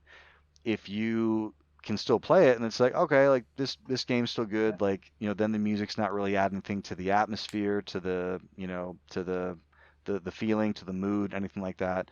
So that's not something that I've done. But like it's hard to imagine any game not losing something when you pull that soundtrack out, even licensed, because it's not like licensed like goes along with, it's not programmed to happen like at certain times, but it's there for that mood. And if you pull that out, then you're just listening to like skateboard wheels rolling on the ground, right? I think specifically like anything that's got like a scary vibe to it too loses like extra. Like try playing like a Resident Evil or a Silent Hill or even like Dark Souls, like Chris was saying, without the music swelling at those moments where it's supposed to increase the intensity, and they're just boring. You lose a lot out of them. But I think most of the older like retro stuff, you can play it without the soundtrack and still have a good time. But I specifically put down the early Castlevania games. I think would lose a ton without the soundtracks, adding to that atmosphere of them. Playing those with the sound off, I think, would just be a significantly worse experience. I thought personally about Rez and Child of Eden. I mean, those are just games. Yeah. Why would you even play them without the soundtrack? Yeah. It's so integrated, you can't peel those apart. It's like playing Beat Saber with the sound off. You're just cutting boxes. That's weird. Yeah, right. It's weird because like I'll I don't watch a ton of Twitch, but like every once in a while I'll tune into a Twitch channel just if it's like an event in Destiny, or if you're watching whatever, like you just throw it on and you'll see like that little box underneath in the streamers or the content person's area that like shows, because of copyright they can't play the music for you, but it like shows the people what music they're listening to. And I'm always thinking like, why are you listening to music? Like why would you why would you do that? and and like I guess I understand for some people it's like, listen, I play this 10 hours a day. I've heard it. I need a little variety, and like I guess I understand that, but I guess like in my head it's like, especially like in raids, like so in strikes, as far as Destiny 2 goes, in certain content it's not like as important, but like in player versus player, I need silence because I need to hear footsteps. I need to, like I need that sense. I need to have headphones on. And I don't think a lot of the PvP guys listen to music when they're doing that, but like the atmospheric value of the music during like a raid, especially when you're fighting a big raid boss, like I can't play it without that additional, experience in there. It just it wouldn't even work. And I've said that before, like during raids, I'm like, I'll just kind of hum and I'm like, "Da, da, da, da, da, da, da, da, da, da," and I'm like, oh, I fucking love this song. And like three guys will be like, yeah, I don't play with music on. Yeah, it'd be like doing a Final Fantasy battle with like no music. You'd just be Yeah, like, I don't, okay. I don't get it. So yeah, so I'm sorry that's a long-winded way to say every game, every game is worse without the music. Um, so um, so yeah, I think we got one more that I wanted to hit here. It was bu- bu- bu- yes, our buddy uh, Thomas Blaine. So there's a couple things in here. So he says, I don't often buy or listen to game music outside of video games, but it's really neat to see the resurgence of classic game music from the 16-bit era get prints on vinyl records, which we talked about vinyl a little bit.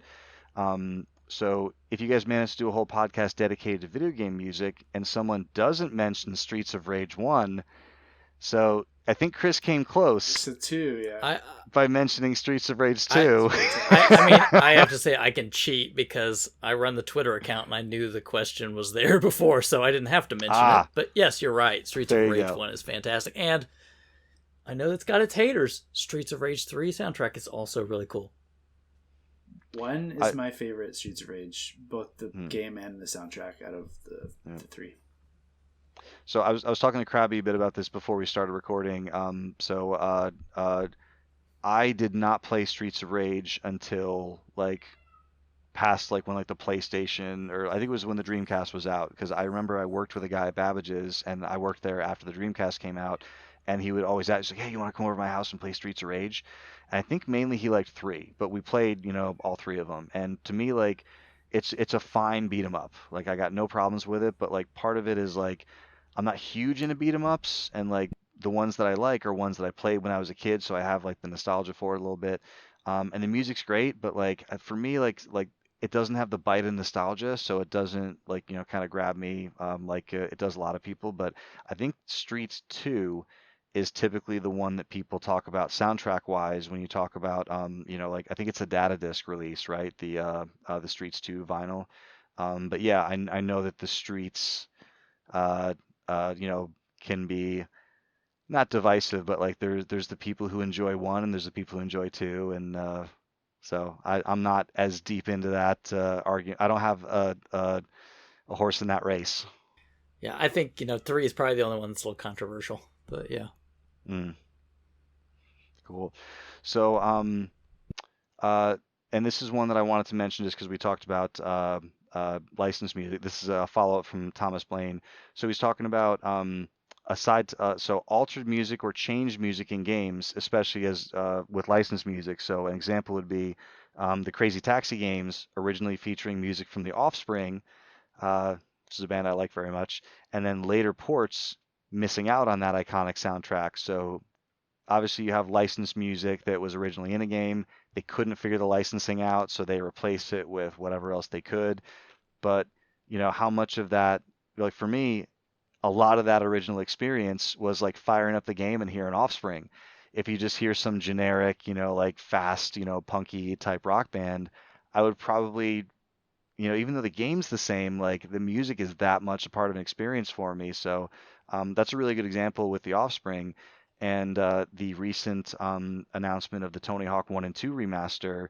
One of the first things people asked when it was announced was like, okay, do you have the soundtrack? Because everybody remembers, the songs that they were playing on that. And very quickly they were like, listen, like we have most of it, and we're gonna like reveal like what we have soon. And there are some omissions, that people wanted to have in there, but I thought it was interesting enough to mention that if he didn't give the example I would have given would have been Crazy Taxi as a big Offspring fan, and I know how often Chris sings that yeah yeah Yeah, yeah yeah yeah, yeah, yeah yeah. I mean, whenever. that's the whole part of the song you need to know.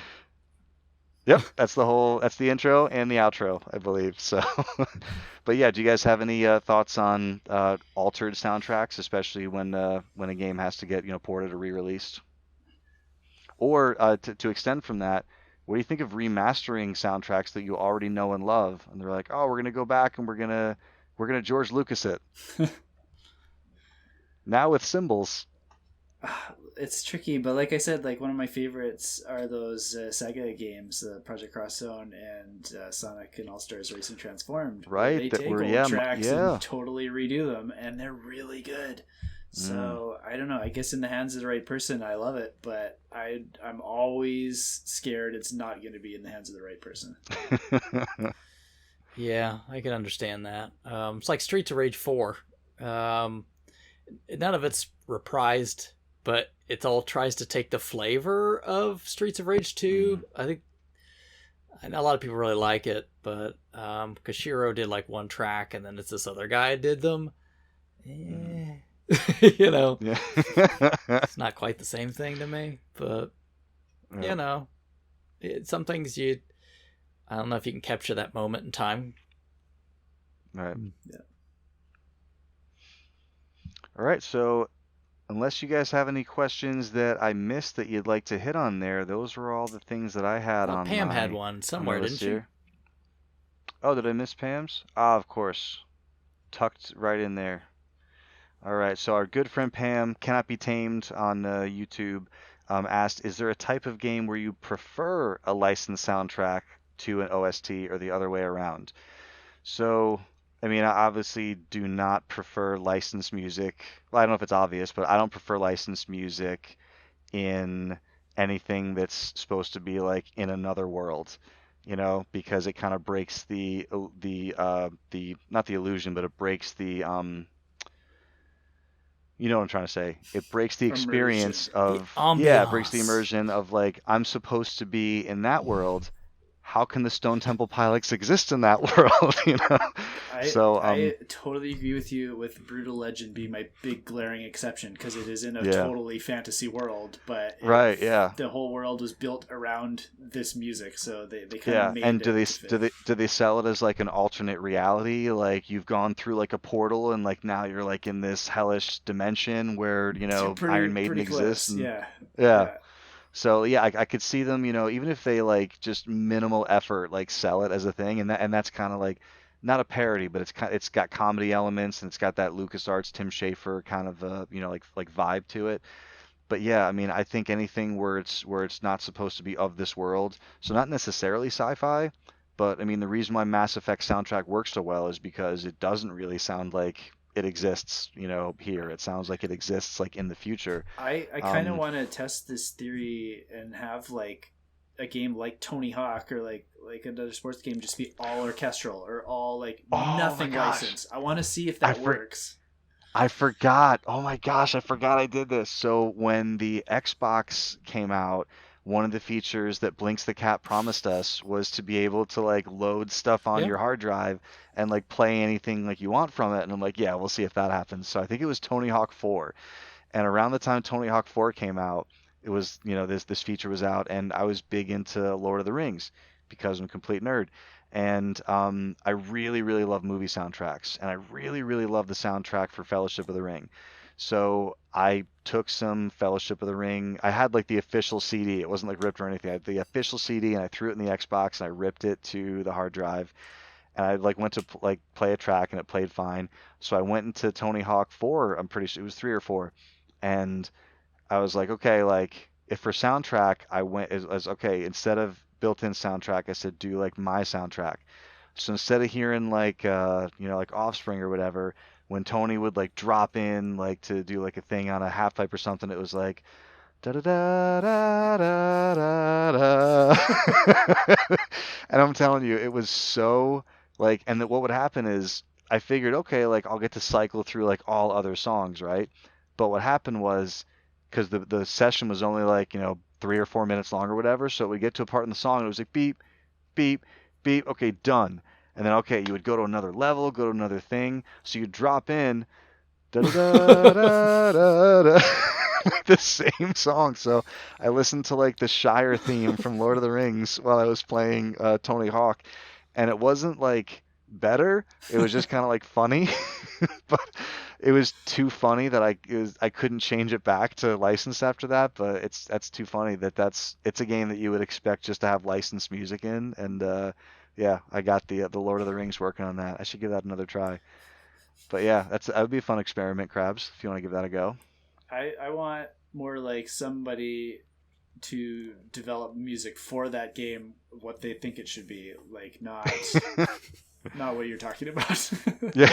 Yeah, 'cause I like make music that would exist in that, like if like in Cyberpunk, and they would like make music with bands that are from 2077. Sure, yeah, that Yeah. works. Yeah, I like it. What would metal in 2077 sound like? Bad. It's just getting worse every year. So it's Yeah. gonna be terrible by then.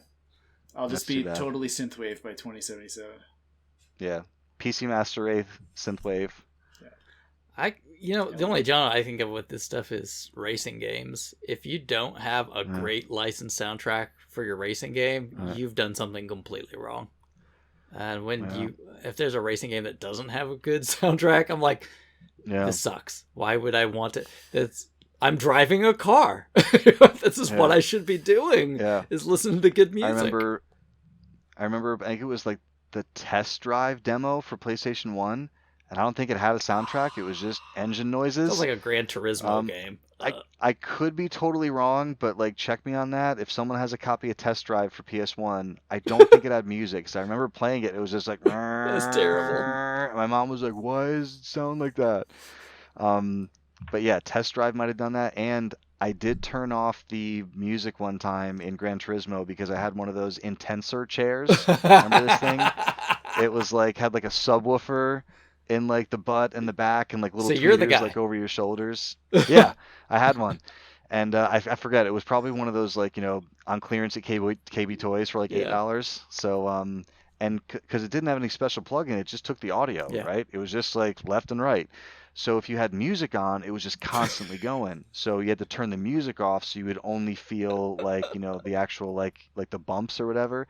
So I turned the music completely off and I played Gran Turismo sitting in it, and I just went really, really fast, and then I hit a wall just to hit like the bump, bump, bump, bump. And I was like, I probably did it like twice, and I was like, okay, back in the box. I don't need you ever again. Yeah. So you got to have great soundtracks for the driving game. Yeah, and she says, or other way around, do you prefer licensed to an OST, or do you prefer OST to licensed?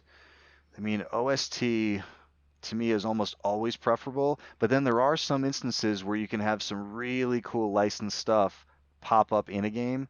Like I mentioned before, the game I have not played, Death Stranding, that has 2 separate albums, like your OST score that has won awards, and people clamoring for like, oh, I really hope they put like the songs from Death Stranding on an album. And the recently up for pre-order on Laced Records, Control, great soundtrack, and a couple of I think a couple of licensed and one even like original. What are the Old Gods of Asgard? That song from late in the game when you're kind of going through like the cigarette maze is a licensed song, and the janitor Ati, they wrote this like tango for him to sing, and he actually like performs it in the game, and they put that in the soundtrack. So yeah, I could see mixes being effective as well in the right circumstances. But for me, unless it's like we said before, like a racing, sports, something that you kind of expect to hear some licensed stuff in the menus or something, I'm usually leaning towards orchestral. I wish more puzzle games would do licensed soundtracks, because most puzzle games have just like this blah blah blah blah blah, kind of droney stuff that's in the background or whatnot, or this little peppy beep beep beep. Picross comes to mind. I was like, come on, man. So this is when you need a good licensed soundtrack, because right. I'm taking the time to think. It's not usually too like twitchy or fast paced. It's where you can kind of enjoy some of that stuff. Yeah. You know what puzzle game soundtrack I absolutely love is Tetris Attack. Okay.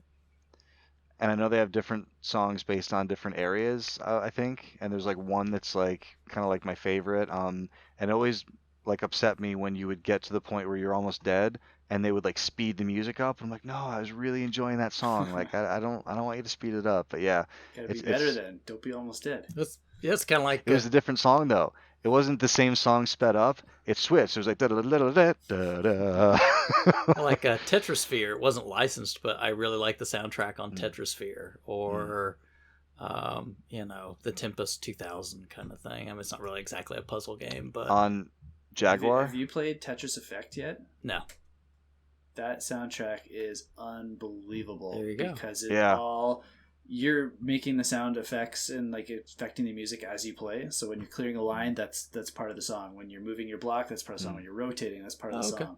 Yeah. And it gets more intense as you go and adds more instruments and stuff. And every levels have different themes to them, and some of them just start out as like weird, like sound effects. They're not actually a song, and then all of a sudden, like you didn't even notice when it happened. Like 3 minutes into the game, you're like, "Oh, it's actually a song now. This is really interesting." Well, that's why I thought Mizuguchi did that, right? So Rez, Yeah. Child of Eden. Yeah, it's Which- really cool. Yeah.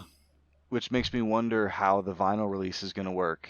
Yeah, because there's no like canon song you listen to every time you play it. It's always slightly different. So Right. I know that's why they didn't release the album for a long time, but they figured it out, I guess, and they've come up Yeah, with so I don't something. know if it's like, they had someone guest come in there and like mix, something, but they got I'm sure something. Mizuguchi impressed. had like an original idea that probably got broke down, so that's probably what they Yeah. put together. Yeah. Yeah. Very cool. All right, so I think that, unless I'm missing something, I think that just about wraps us up. So we got through our questions. We had a very long talk about all of the soundtracks that are the best. We did a why we whole love them music and- episode, and I didn't say Mega Man once. You proud of me? Yeah, all you did was sit in front of an enormous Mega Man background. Yeah. That's funny because you put the background on, and I said, "Is this a precursor to all the Mega Man music you're going to talk about?" And he's like, "No, I don't think I'm going to mention it." Yeah, for those that are listening to the audio version, yeah, we have some nice backgrounds that clue you in Suit on our our thoughts. tastes, really. Yeah. Yeah, they're pretty much all from Destiny 2. So, can I just add one little fun story before we wrap up? Yeah, sure. So a couple years ago, when I was building my game room, I wanted to get some really nice speakers. So I went to local music store and was looking at speakers, and the guy came up. He's like, "Do you want to hear some of these? Like, we've got them all hooked up through this amp. I can switch which speakers we're going through." And so we're trying a bunch, and he's got the sweet spot where the customer stands, and you're like in the middle of all these speakers.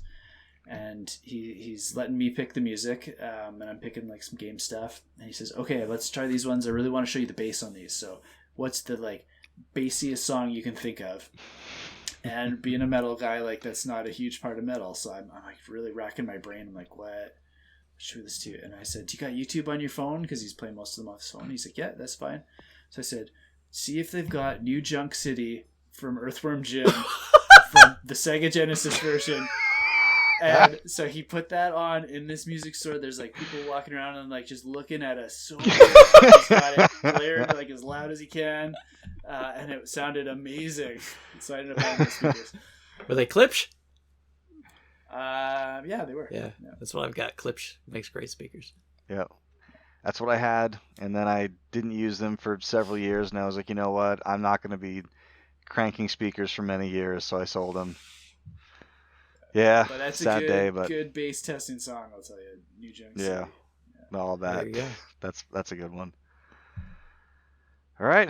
Well, on that note, I want to thank everyone for hanging in there with us. If you're watching the video version, let us know how this is going. I know we're trying some new stuff. I'm trying to get the audio and video synced on my 1984 camera, so we'll keep working on that. We're gonna do a little bit of tweaks to the layout.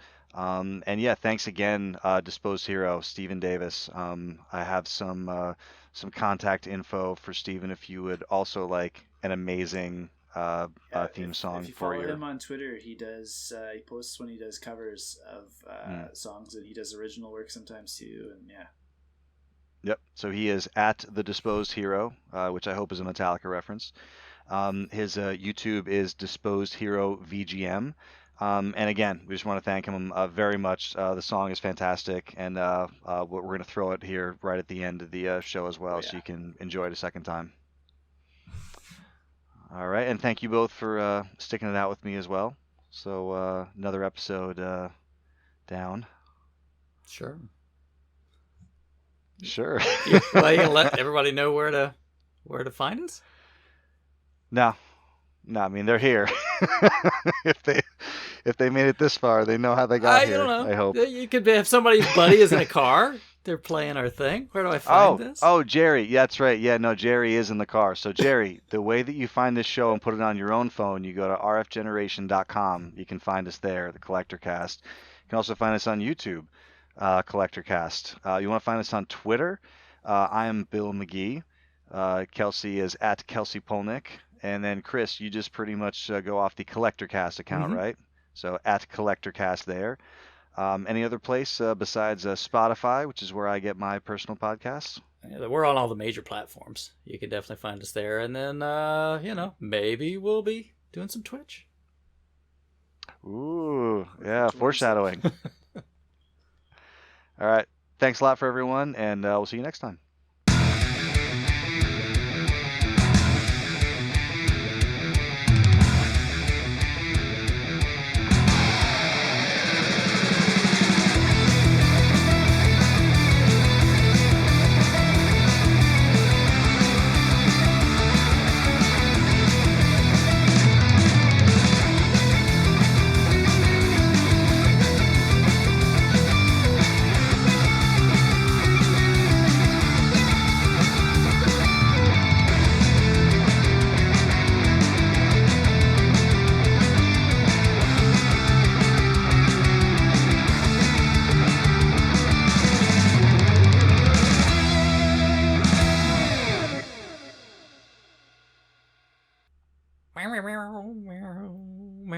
Yeah. Yeah.